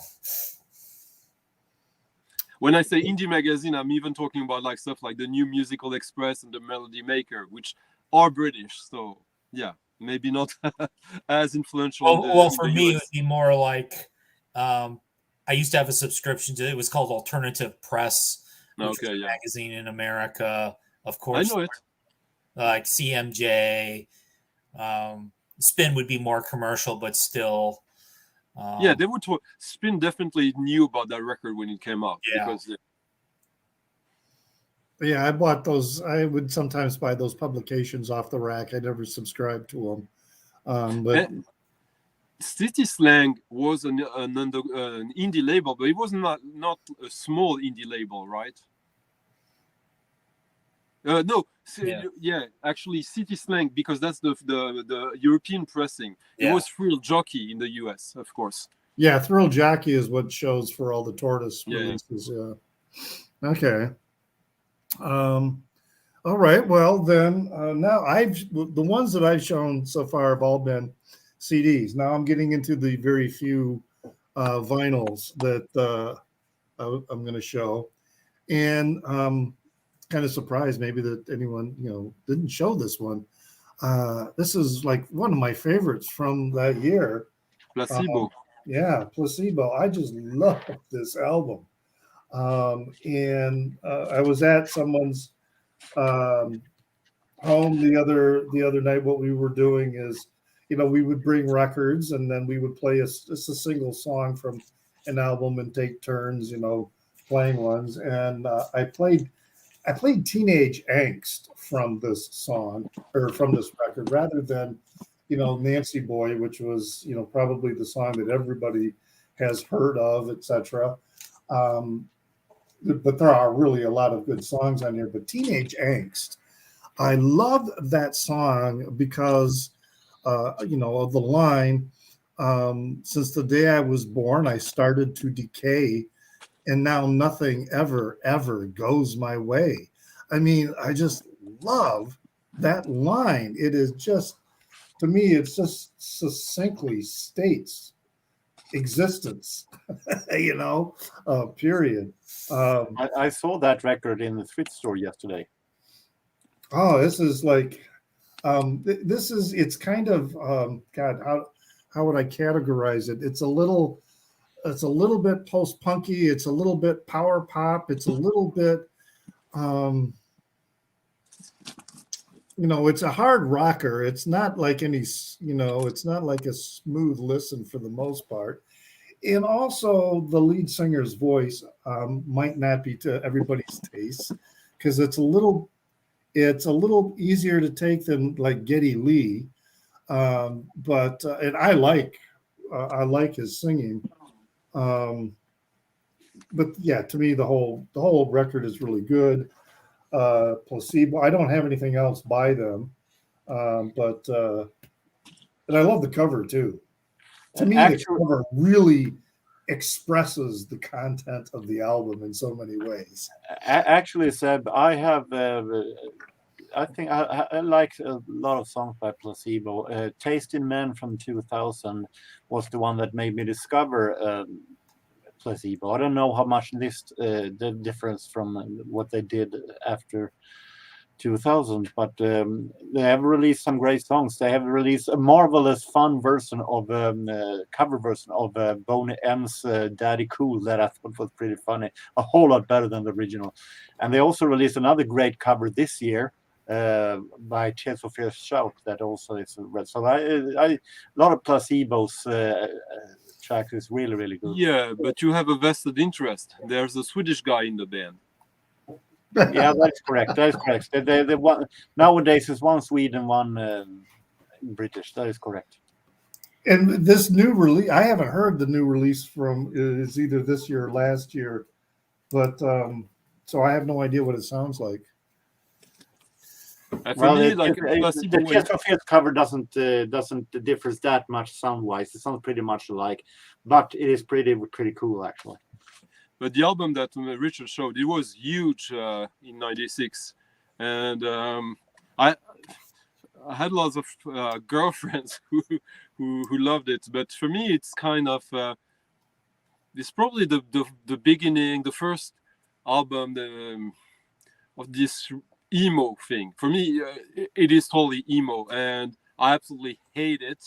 Even if I don't think it's horrible, there's some interesting stuff in it, but what bothered me most in it is how it was kind of trying to have both ways, because there's something indie, something a little bit David Bowie, and something a little bit metal about it, and in the production. And I really can't, like, that metal aspect in it really bothered me. Well, there's no accounting for taste. No, it's yeah. I don't. Yeah. No, but I thought it was a little bit. There was something a little bit cynical about it in a way, and it was also the fact, like, look how everything is sad and the world is terrible, but still being rock stars about it. I thought it was a bit tacky in a way, but I understand. I understand. Oh well, God, there's a lot of musical artists who, who do that. Yeah, and I hate them all. All right, so Jorgen, you're up next. We're going out to the dance floor again. And a band I've shown multiple times, but I will show it because I just love them. I think, though, that this is the last time I will show them because it's the last great album they did. U96 and their album Heaven. Some really great Euro techno. And this is another great danceable, amazing production. And it has a really fun story because when this was released, I worked as a local radio host at a local radio station in Sweden called Närradio. And there I had a part when I made a review of one album a week. And we borrowed it from the big record store that we had. And the record store, at the same time as this came out, Metallica's album Load also came out, which of course got a whole different kind of media coverage. This one was barely mentioned because U96 music was too commercial or too Eurodisco. So I remember when I went down to the store to pick up the record that was supposed to review, the record store said, well, today it is natural what we're going to have. And he showed me Metallica. And I felt like I can't review Metallica. It wouldn't be fair to the fans because I hate Metallica. So I demanded, I want U96 because they will never get as much coverage as Metallica, who everybody already have cheered for. But I want to give this band a little more radio time that they are giving, actually. So the week after I reviewed this one, I got Metallica's Load, and I lent it over to another guy who reviewed that.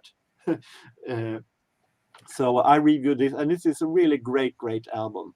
That it's a little nostalgia for me just for this memory. And I listened to it many times. But yeah, I don't think... Yeah, this is not techno. This is, as you said, this is Eurodance with some like quite up-tempo. The problem is that Eurodance for me more or less has been the one that was in the 90s. They differs a bit from the Eurodance that you heard with True Unlimited and so on. They have more of a techno ground than the other one had. It's more up-tempo, and it was actually played in the discotheque, but it was not techno.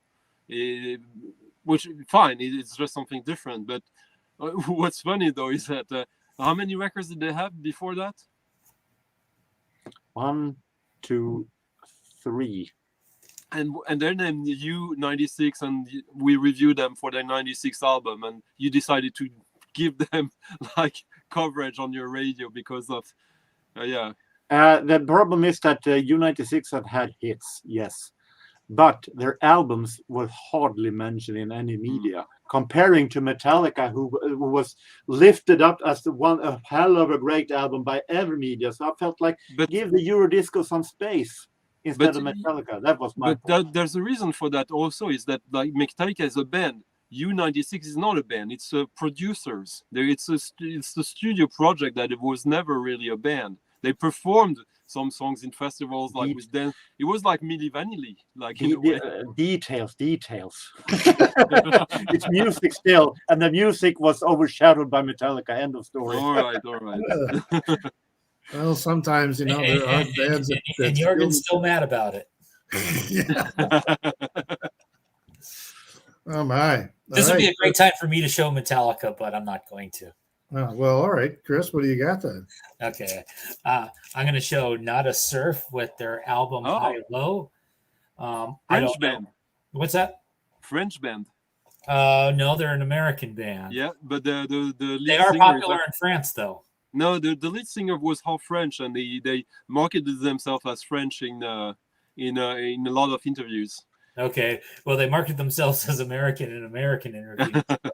I do realize that Matthew Cause, I think he had a French parent and was I believe when he went to school, he went to like a French school, so he's fluent in French and English. But this would be somewhat similar to the Local H I showed earlier, in that both these bands are popular for one song. This band is popular for a song called Popular, which was literally yes, yeah.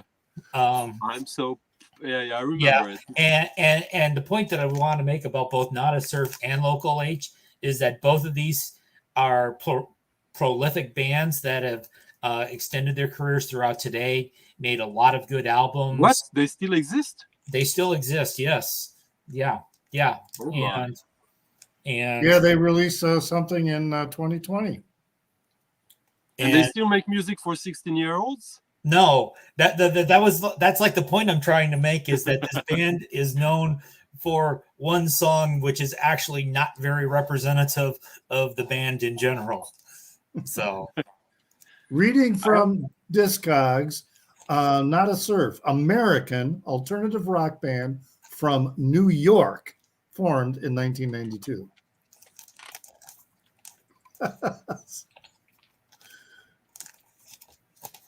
Never heard of them. I heard of the song. I heard of the hit single "Popular," and I hated it when it came. I hated "Popular." Well, that's good, because most of their songs do not sound like Popular. So, This was their debut, wasn't it? Yeah. No. I think there was one album before it. Yeah. So, and they're definitely on the lighter side of alternative rock, where Local H would be on the heavier side. But both of these bands became popular for songs that are very non-representative of their general sound. I think also they became popular because they were heavily going through the festival route. They were like a workhorse of playing live in big popular festivals, not necessarily being the headliners, but like right with the kind of music they were doing, it was perfect. Okay, interesting. All right, so Stunty, what do you have?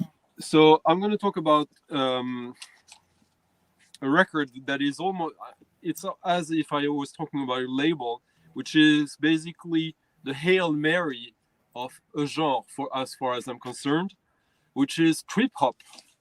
And this is Heads 2. Heads 1 was the launching statement of Mowax, which basically put trip hop on the map in its more diverse and left field form. And this compilation is like how many? 4 LP compilation. You have Luke Vibert, you have Uncle, the Prune Skull Beastie Boys, DJ Crush, Attica Blues, Jungle Brothers, Inner Zone Orchestra. So basically the whole spectrum of like urban music from the time in its most modern and relevant way. It goes from Detroit techno to New York hip hop, but all through the trip hop filter. And Uncle was the guy who owned the label and who was the AR of the label. They had Futura 3000 do all the artwork, like abstract graffiti, which was a trademark of them, the label. And I wanted to show this because this is also when it starts to be less interesting. There's a Tortoise track on this compilation as well, and it was in 2 volumes. There's volume 1 and 2 of the volume 2, so it's a total of 8 vinyls records.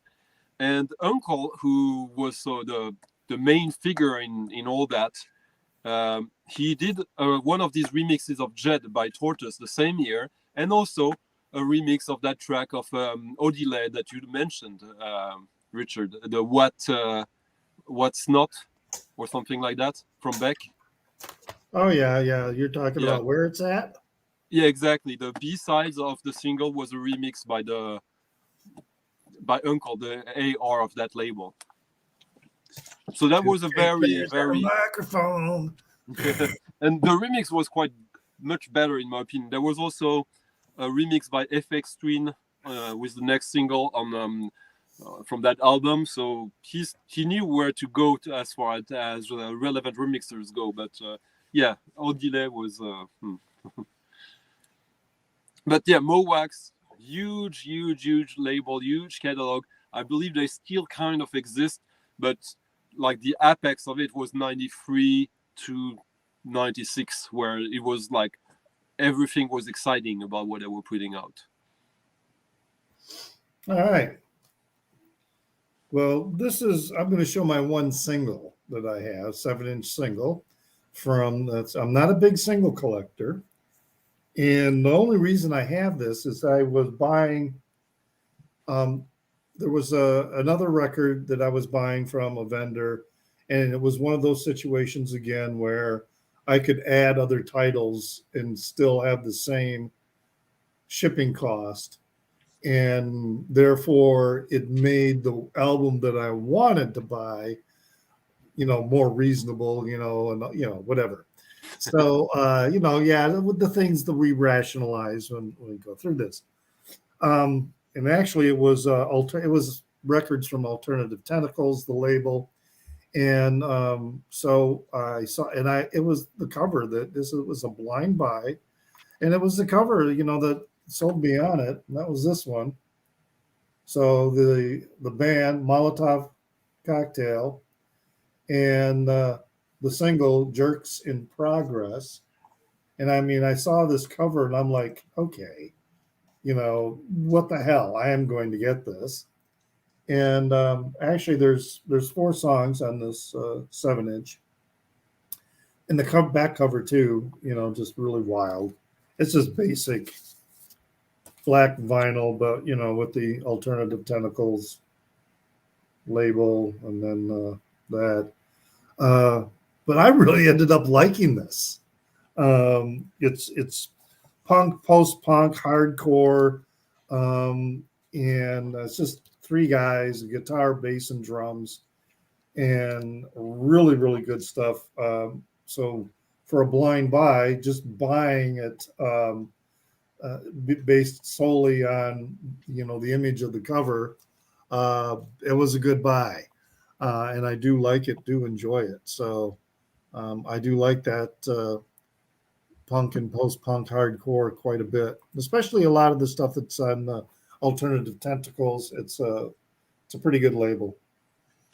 Yeah, I don't know that specific record, but I oftentimes use that same shopping technique as you. If I can get another record for the same shipping, then I'll go to that Discog seller and I'll just go Right. low, price lowest, and see if there's anything worth getting in their cheap stuff. Yeah. We all did that. Yeah. All right. So, Jorgen, you're not falling asleep over there, are you? No, I'm a wide Wide awake in America. but you may lower yourself. I see that you are big. Oh, no, I'm not. No. You're lagging or something. Okay. Now you're big. You big emperor. It doesn't matter if I don't see it, as long as you see it, I assume. I think it's showing a British band that is pretty unknown. I got it by accident for free. It was a record store in Stockholm that 2014 was shutting down, and they had a box outside of the store where they said just pick. So I picked up a new stack, and this was along with the Temper album and showed in 91, the best stuff that gave. It is a British band called Octopus, and Octopus is in call it Britpop, indie pop genre, and I really liked it. It was a really nice beat, and it was a really nice indie rocky style. And what's funny about this release also is that it comes with a board game. The sleeve was a board game. Oh, wow. And do you think they were better musicians or better game designers? I didn't even know. I think that, of course, it was. I haven't figured out yet what this board game actually is about. I would assume that it's better musicians, but it's a fun thing to have. But I still think this is a really nice, odd release, and it is a really great indie rock, British indie rock style. Now, if you've got some others you want to show, because I only have 2 more records to show. Okay. And so if you want to show a couple more, to go through. How many have Chris left? I've got 3 vinyl left and a few CDs.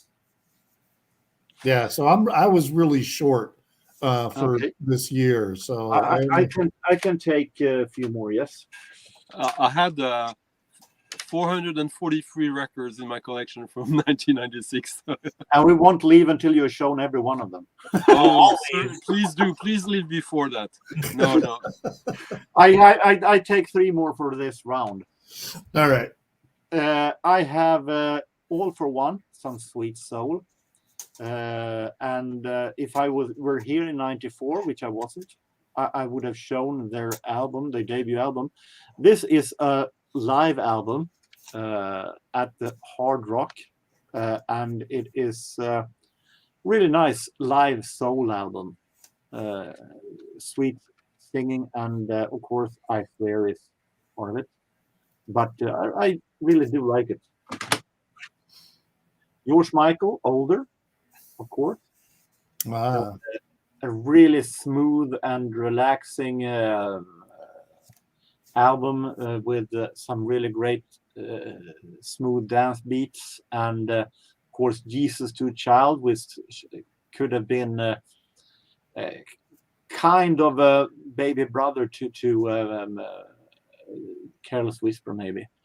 It's also his darkest album, Jörgen. It's not just relaxing. It's much more. There's some pretty dark stuff in it. Yeah, Jesus to a Child is definitely a song that has very much darkness in it. There's also the S&M cyber dominatrix song on it. But I like the sound of this one. I like the production. Yeah, it's his best album for sure. Yeah. And we have some OMD, Universal. And OMD in '96, this was their final album for many, many years. Here, Andy McCluskey, and there's a reason for that. He tried to walk away towards more of a Brit pop style, and combine it with his own normal pop style.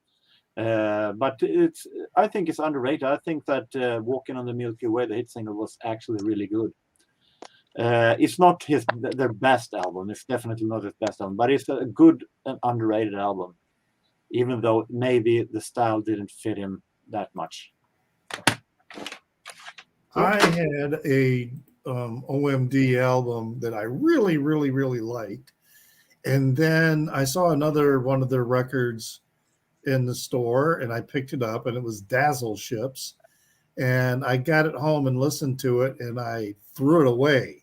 I just really, really hated that record and haven't listened to anything by them. I lost the one that I liked. I think the one that I had was their first record, the eponymous one, because I'm looking at covers.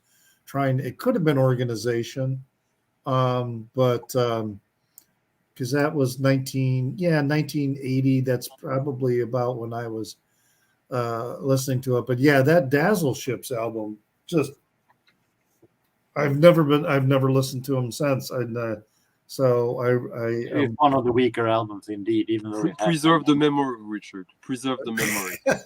Cherish the memory. So yeah, don't bother going back, eh?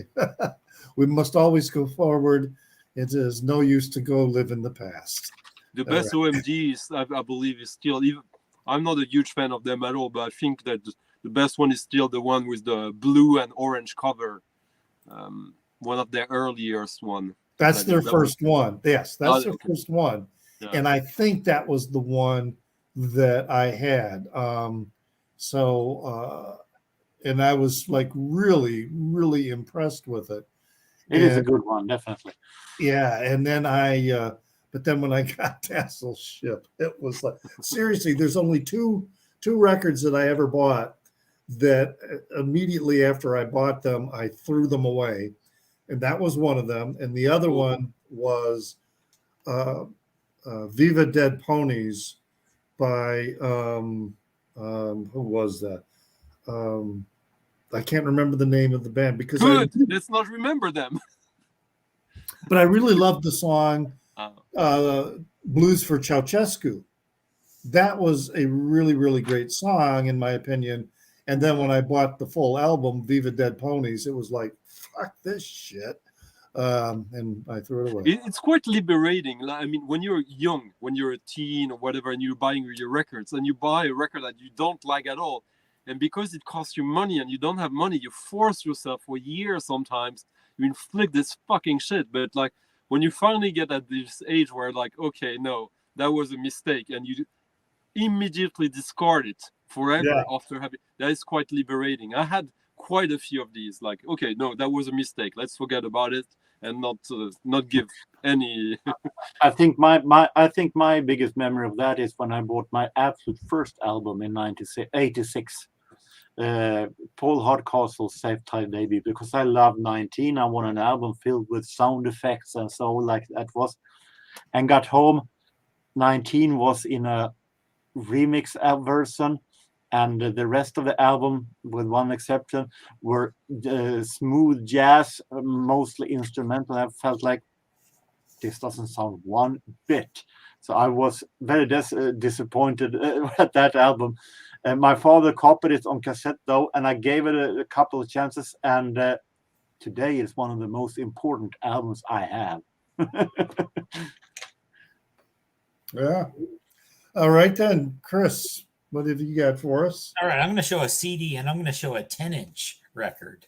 All right. So they're both by Rage Against the Machine. So the CD is the full album, Evil Empire. This would be known for songs like Bulls on Parade and Down Rodeo. And then I have the People of the Sun EP. People of the Sun was one of the songs off of Evil Empire. There are some live songs as well. They did some stuff with Chuck D. And so basically, if you like Rage Against the Machine, you'll like this. If you don't like Rage Against the Machine, you will not like this because it sounds like Rage Against the Machine. I like Rage Against the Machine, and I have their first record, but I've never felt a desire to buy anything else by them because I like that first record so much. It was one of those cases that anything less than what I experienced with that record is going to bum me out. And so their debut record, I love that. It is also one of the only picture discs that I own so that I could put it up on my wall with that iconic cover of somebody self-immolating. Oh, geez, macabre little photo to have up on your wall. But I've resisted buying anything else by that. I'm sure it's great and everything, but it's just I'm kind of with you, Richard. Like for me, like even on the first album, like there's Killing in the Name, and then everything is like 10 levels under. But I kind of like the way Chris described music as he's describing McDonald's. Like, if you like this, you're gonna like it. If you don't like it, that's sorry, Chris. Sorry. Music is commodity. I mean, kind of my point was that for those that know the first album, I think you would like this album. I don't think you would find that it was an improvement on the first album. I don't think you would hate it. It's not like a major stylistic change, so it's not like, well, this is much different than the first album. So it's funny because they run kind of in a way in parallel, but Rage Against the Machine is kind of to alternative rock what Cypress Hill is to hip hop in a way. In the way you describe it. Analogy, yeah. And they are touring again. I assume that everybody knows what I think of it. We know you don't like it. I'd rather buy an album by Richard Kleiderman than this. Oh no, I don't even know who that person is, but he's the All right. most boring pianist in the world. Easy, like listening, George Winston? easy listening piano. Yeah, like George Winston, huh? like easy listening versions of classical themes. Well, this is interesting. Back then, Zeb says he preferred Evil Empire, but hasn't listened to any of it since like the 90s. Yeah. I pull it out once in a while to listen to. Yeah, it's probably dated in many ways, and they are touring again, so I don't even know what they're doing. I mean, one of the things about Rage Against the Machine was, especially like when there was like the Black Lives Matters protests, the Charlottesville stuff, that music ended up being a lot more relevant today than it really should be. Right.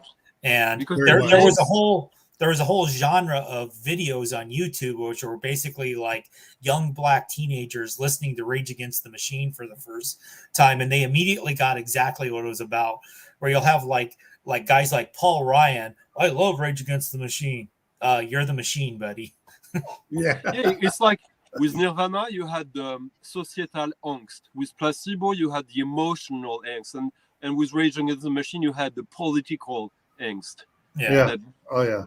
Yeah, the people who kill me who are like, I like Rage Against the Machine, but I don't like it when they put the politics in. It's like, what the fuck were you listening to? Right. Yeah, it goes back to something that I was talking about. I kind of did I mention it in my Instagram post? I think I posted it on my Facebook as more of a thing. But I was listening recently to Coil and listening to the song that Nature is a Language. And I just kept thinking about how people for decades have missed the point, because musical artists have been singing about this stuff for decades. And people go, oh, yeah, man, I really like this. But I'm like, have you ever, it's like the song says, can you read? I mean, it's like, so that song really brought it to the forefront with me of just how specious people can be in their reaction to music. I noticed that you don't frequent Rachel stream that much of late, Richard. But the other day, she had a pretty great moment about that. There was this older VC gentleman called Michael Nolan, who is like a very like classic rock kind of guy, and he's in his 60s, but he looks much older because of probably smoking cigarettes a lot. And he was like, his whole point was about like, I really love Roger Waters and Pink Floyd, but man, like, it bums me out when he puts the politics in his shows nowadays. Well, some of Roger Waters' politics are a little bit tainted. No, but like Pink Floyd were left-winger, hardcore left-winger from the get-go. Right. Like how can you ignore that and complain about that 50 years later? Right. So, it's so many of them. A lot. Which one you got there? I'm showing Sebado Harmacy because Zeb just mentioned it in the chat. I know Stunty's very much early Sebado, yes, late Sebado, no.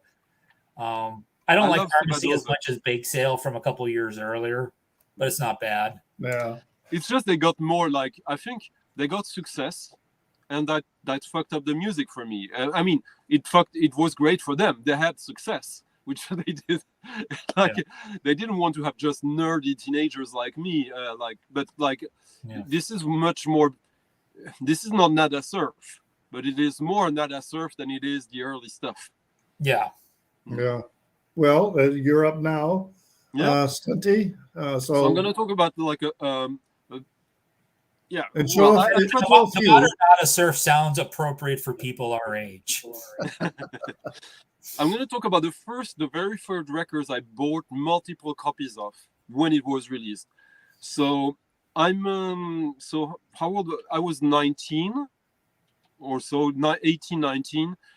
I'm skipping school to go to the rough trade shop in Paris on Tuesday afternoon, because usually most of the records they get like between 5 and 10 copies of them. So you have, if you want to be sure to have all the choice, you have to be there when they open in the afternoon. So if you're still at school, you have to skip school. So I'm going there, and they have the counter for electronic music on the ground floor and the indie in the upper floor. So that's when I was already starting to get into indie, but into electronic, but I was still more going upstairs. And I stopped on the ground floor because they're playing something that, wow, what is this? And they show me the record, and I know nothing about it. They know nothing about it. They got 5 copies of it. They already sold one. And I tell them, well, I'll buy them all. And they tell me, oh, okay, we'll sell you free. So we keep one more copy. And that was this. The very first Boards of Canada on Scam Records. Scam, who had back then their custom braille, blind language titles. Okay. Braille. This has been so much shelved that now it's totally flat. You can't read anything anymore. But this is the original, that they did only 500 copies of it back then. So I got to review this for a magazine, which was silly. And I've wrote it, like, this is a silly review because I'm going to talk to you about a band and a record that when you read this is going to be long sold out and impossible to find. 96, no internet, no Discogs, no eBay. And I wrote basically the review in saying, this is so good and so novel that I have to tell you about it, just in case their next record is as elusive as this one. But thankfully, their next record was this. Music has the right to children on that was on Warp, but still the first edition also has the braille sticker, the tradition. And yeah, for those who don't know, this is probably the one record of 90s electronic music that gets the most named like what are the best records of the 90s. This is often named before Aphex Twin, before Autechre, before just anyone else, this one. And the matrix of it is this EP. This is a 6-song EP, so it's almost like a mini album. And yeah, that was huge. I have heard of Boards of Canada, but I don't know their music. They had a few releases before that, but on their own label. And these records, people either don't believe they exist, or when they get proof of it, it's because one copy sold for like $2,000. Yeah, geez, yeah. Well, yeah, there are some bands like that. It took me a while to find a reasonable, and I say reasonable, price of No Means No, because OGs of that are just, and they keep saying, "Oh, we're going to repress," and by the way, this got reissued to death sometimes, like in the early 2000s. But I bought multiple copies of this, not for me, but for my friends, because I was the one buying records. And one of them didn't want it, and the other one, like, he was. So I basically kept the free, and I sold them for a shitload of money right before it went down in price. Even if you can still see that this is the original pressing, because it's got the original insert, which actually kind of was partly inspirational for my own band and label. The whole fax aesthetic of the things, like glitches in a reproduction of visuals and stuff like that. It made me think of the original releases of Frank, the Mothers of Invention and Freak Out, because every once in a while I'll see one for sale where somebody says that it also includes the original Freak Out map. And I'm like, okay, they were never sold with the Freak Out map. You had to, Okay. you had, order that. So it's not a package. They never came together. And anyway. But it's still cool. Yeah. But how do you know that it's an original Freak Out map? because you did have to order it, and there are lots of copies and fakes of it. But anyway, all right. So I'm just going to show one because, like I say, I only have two more. And sticking with the punk or post-punk, again, a record that I saw in the store and on the cover sold me, and it's not bad. It's a pretty good record. And that is, to me, it says No Fox, but others say, it's NOFX or whatever. No, it's No Fox. No FX. And the album cover, Eating Lamb, which is an alternative cover. There's another cover version of this one. Here's the back, of it.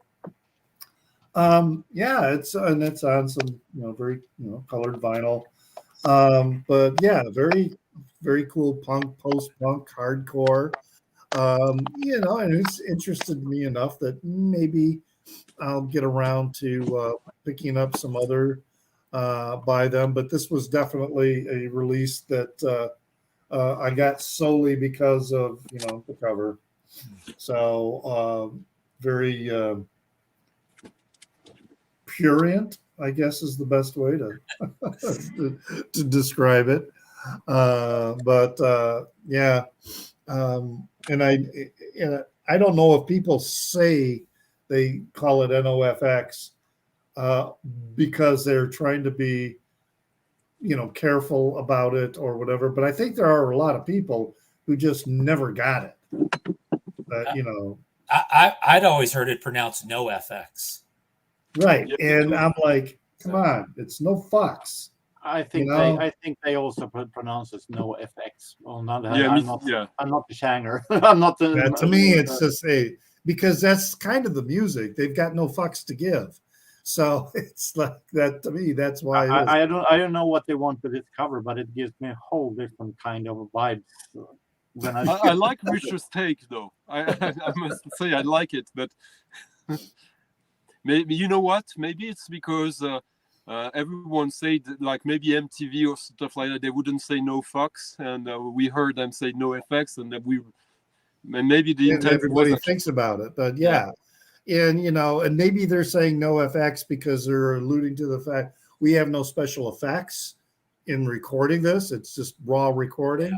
Yeah. But my first take on it when I saw it was, all right, I think I'm going to like this band because they've got no fucks to give. I first learned about them because the restaurant I was working at, the guy who was the bartender was a huge fan of theirs, and he called them No FX. So that I just got used to it. So or maybe they just called Nofx. Anyway, that's it for my heart. At least I have one more record that's definitely not hardcore or related to punk.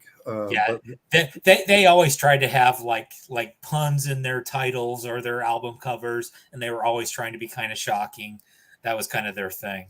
Right. I thought NoFX was a rap group. No. Yeah, like on this record, they've got a song called Hobophobic, Scared of Bums. Which there's a double entendre probably going on there. I think there is a hip hop group with a similar name. I think it was like Das FX or something like that. Or there's that, but I understand why. I think I understand why Jürgen might think that. So because they were like skater, hardcore, and it was quite close. Like the scene, it was like these guys, that scene. They were into hip hop at the time, and there were some connections as well. I remember it being very. I remember when in the around '93, I listened to a chart show here in Sweden, and then they played No FX, and then it was hip hop. Yeah, what was the name of the band, the hardcore band with the bald guy with a beard that was very popular, who they were kind of hip hop and hardcore, not Madball, but something. Sorry. I have the image in my head of who you're talking about, but I cannot think. Yeah. All right. Well, this will be your last round there, Jürgen. What do you got? Okay, then I have to choose. So I have to go soon also, so that's perfect. Well, So I'm showing a couple here. Show everything we have left on this round. Yes. Okay. And then I'll finish it. I'll finish it. I have to go in 5-6 minutes. Okay. But I'm starting Well, with. that's your personal I'm, problem. I'm showing a couple here then. Northern Uproar. We're talking Britpop. That was not selling that much outside of UK, but still great one. Contains a hit single called "From a Window" that was really, really good. We mentioned her before. Tony Braxton. Secrets. Yeah, Anthrax. Sorry to the comment. This one is a band we mentioned before, and you will see them for the last time this year. Masterboy and the Colors, of course, with the Joker there. Eurodance. Master Boy, I like that name. Prodigy, The Fat of the Land. 96 were a really great year for Prodigy, with Firestarter and Smack My Bitch Up and Breathe and so on. I like that crab. Yeah. Yeah. Really groovy, Yeah, really Michael. experimental, and really chaos. From Sweden, Cardigans had a huge hit in USA with Love Fool. But the entire album is a really great indie pop pearl, like many of their earlier albums really are. I have a single with Scent at the End that we mentioned in last year. Right. Which always makes me think of wine. Yeah. And maybe a French football team. No. I think this is a single I bought in Gothenburg when I was there. And I remember when I bought it, it was something wrong with it, if it was broken or something. So I went back and changed it to another one the day after that. He's on the Phone is their biggest hit. But it's a really, really classic one. Faithless. Insomnia, of course. A really, really spooky and mysterious song, suitable for Halloween. Chemical Brothers, Loops of Fury. A whole lot more Chemical Brothers next year. Who's that skier? Does it 97. identify the skier? Susanna Hoffs from the Bangles in a really, really great solo album. Self-titled. Really nice singer-songwriter style. And finally, one of my absolute favorites albums, a Swedish one. One More Time Than Vilda. That was a song that they participated with in the Eurovision Song Contest. Oh my God. But the album is so magnificent, beautiful. It is folk music combined with pop music. It is very much mysterious woods and very amazing production by Peter Grönvall, the son of Abba Benny. But I really like this album. It's really amazing, in my opinion. Do they identify on that Chemical Brothers who the skier is? I think this is Ingemar Stenmark, the Swedish Olympic champion. You think? Okay. Well, I just wondered because 1996, that would have been about what, Bodie Miller's age. And when I say age, I mean the age of Bodie Miller. And They would not have referenced Bodie Miller, Richard. yeah, okay.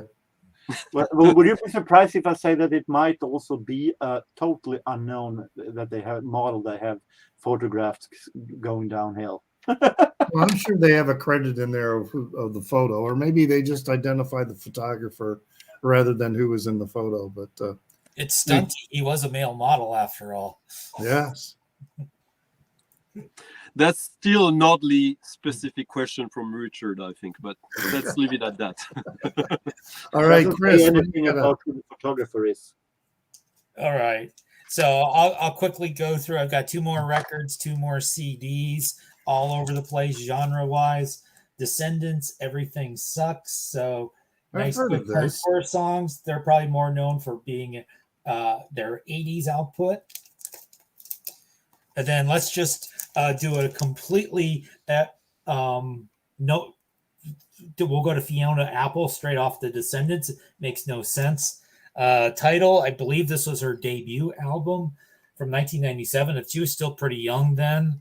And this is something I've gotten more into Fiona Apple recently than I was during the actual time period this came out. But Shadow Boxer and Criminal, there's some pretty wonderful songs on there. The Fancy Vinyl Me Please release sounds really good. But then we got this was my Fish phase. So they had an album called Billy Breeze that year.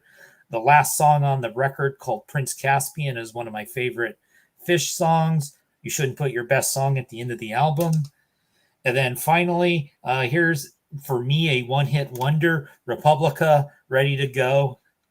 Yeah. Remember the video? Yeah. Yeah. Try not to give you vertigo.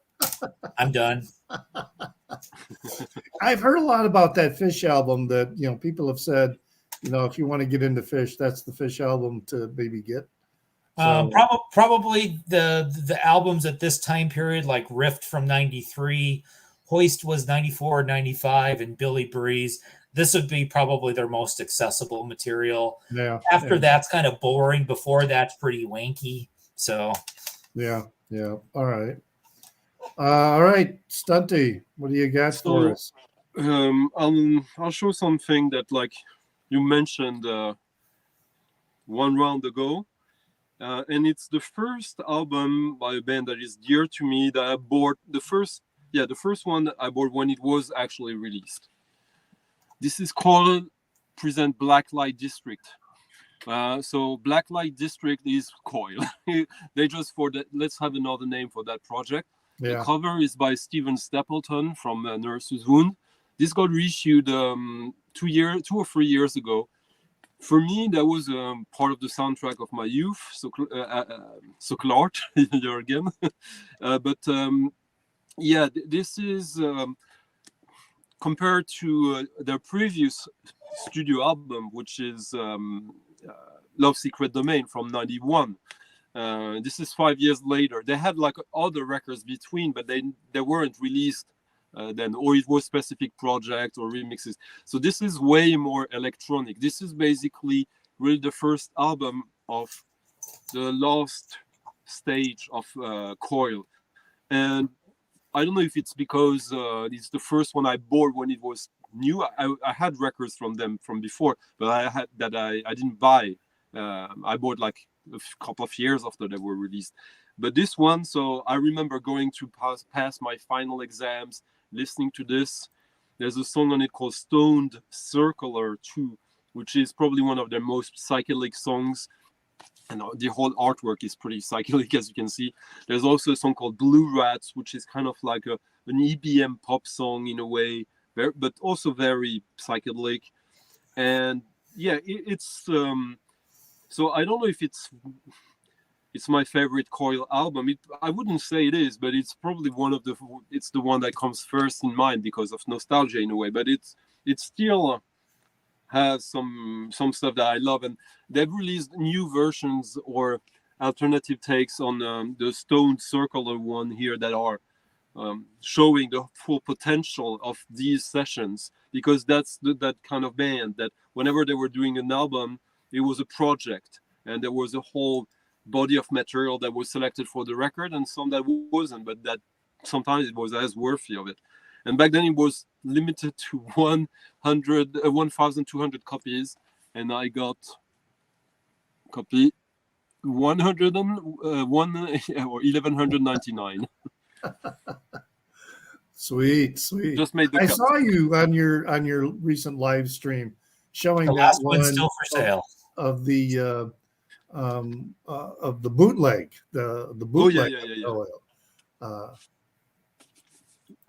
Which they released officially on CD, but only. And I was, it's like that's a very emotional record for me as well, since I was at the gig. and yeah, it's widely considered their best gig because of that song I played. But yeah. Coil. We could talk. We could do a whole stream Oh yeah. or a few Oh, yeah. streams about it. I have certainly been, the reissues are plentiful.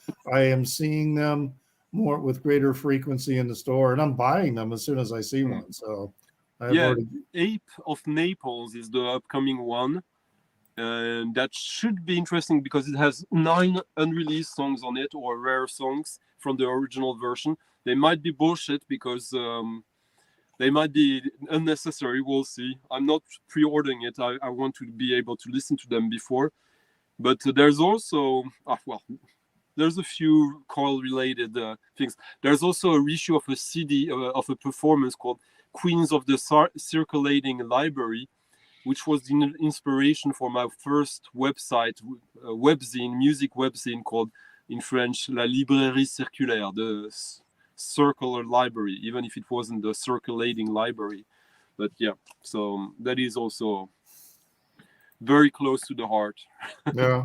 Any others you wanted to show from? No. All right. I can be modest and Okay. Well, and I how just do you have say? one more. Although I am really hoping I will see a reissue. It's not 96, but of Scatology, because that one I don't see anywhere at all. But anyway, yeah. All right. Hard release, quite hard. Not an easy listen. Yeah. Well, that's okay. I can deal with difficult listening. I know. So by close us out here, what I have is an album by the Wallflowers, and it is the album "Bringing Down the Horse," which I just listened to last night again. Yeah. And really good record.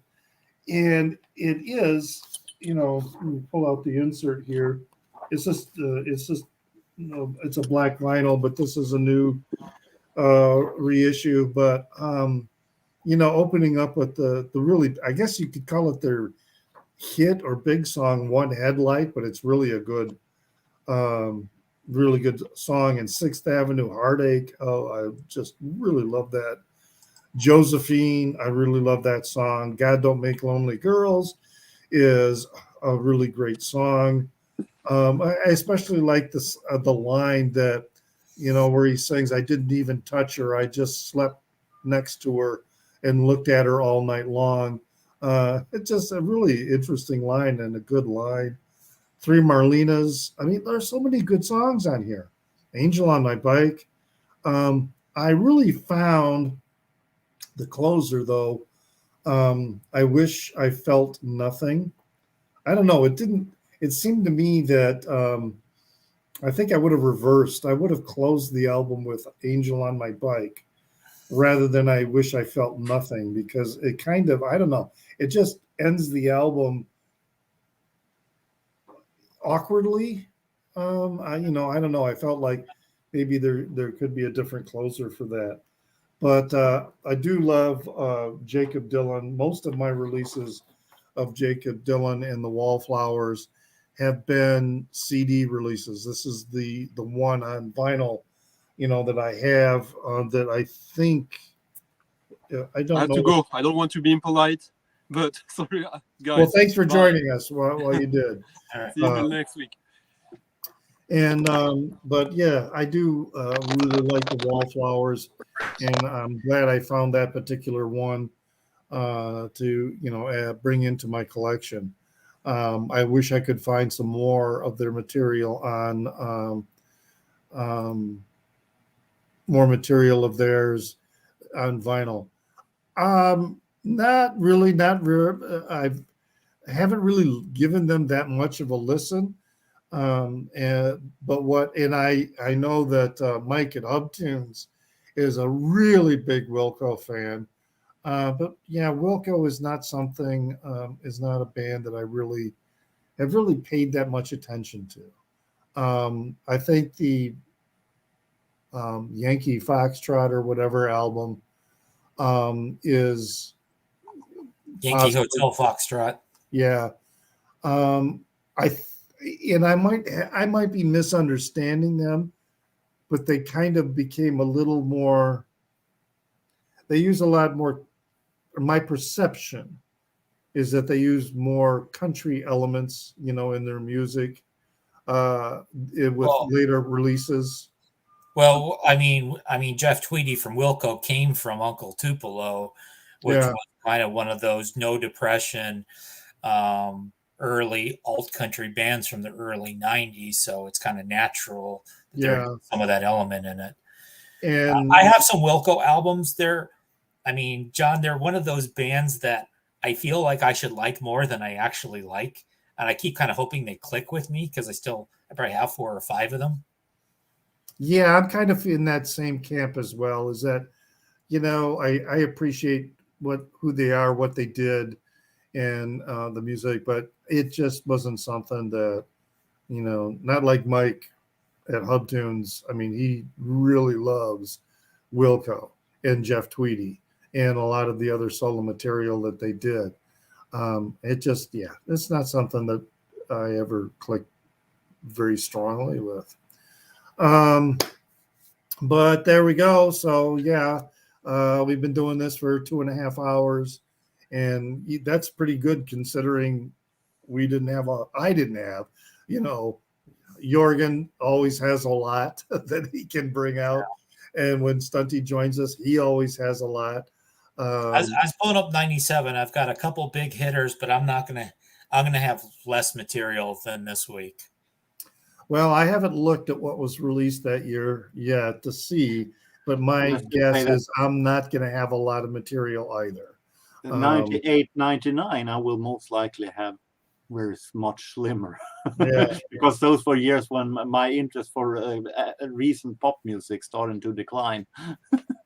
So, I mean, I have a compilation Yeah, that I really like from 97, and that's this club, club mix 97.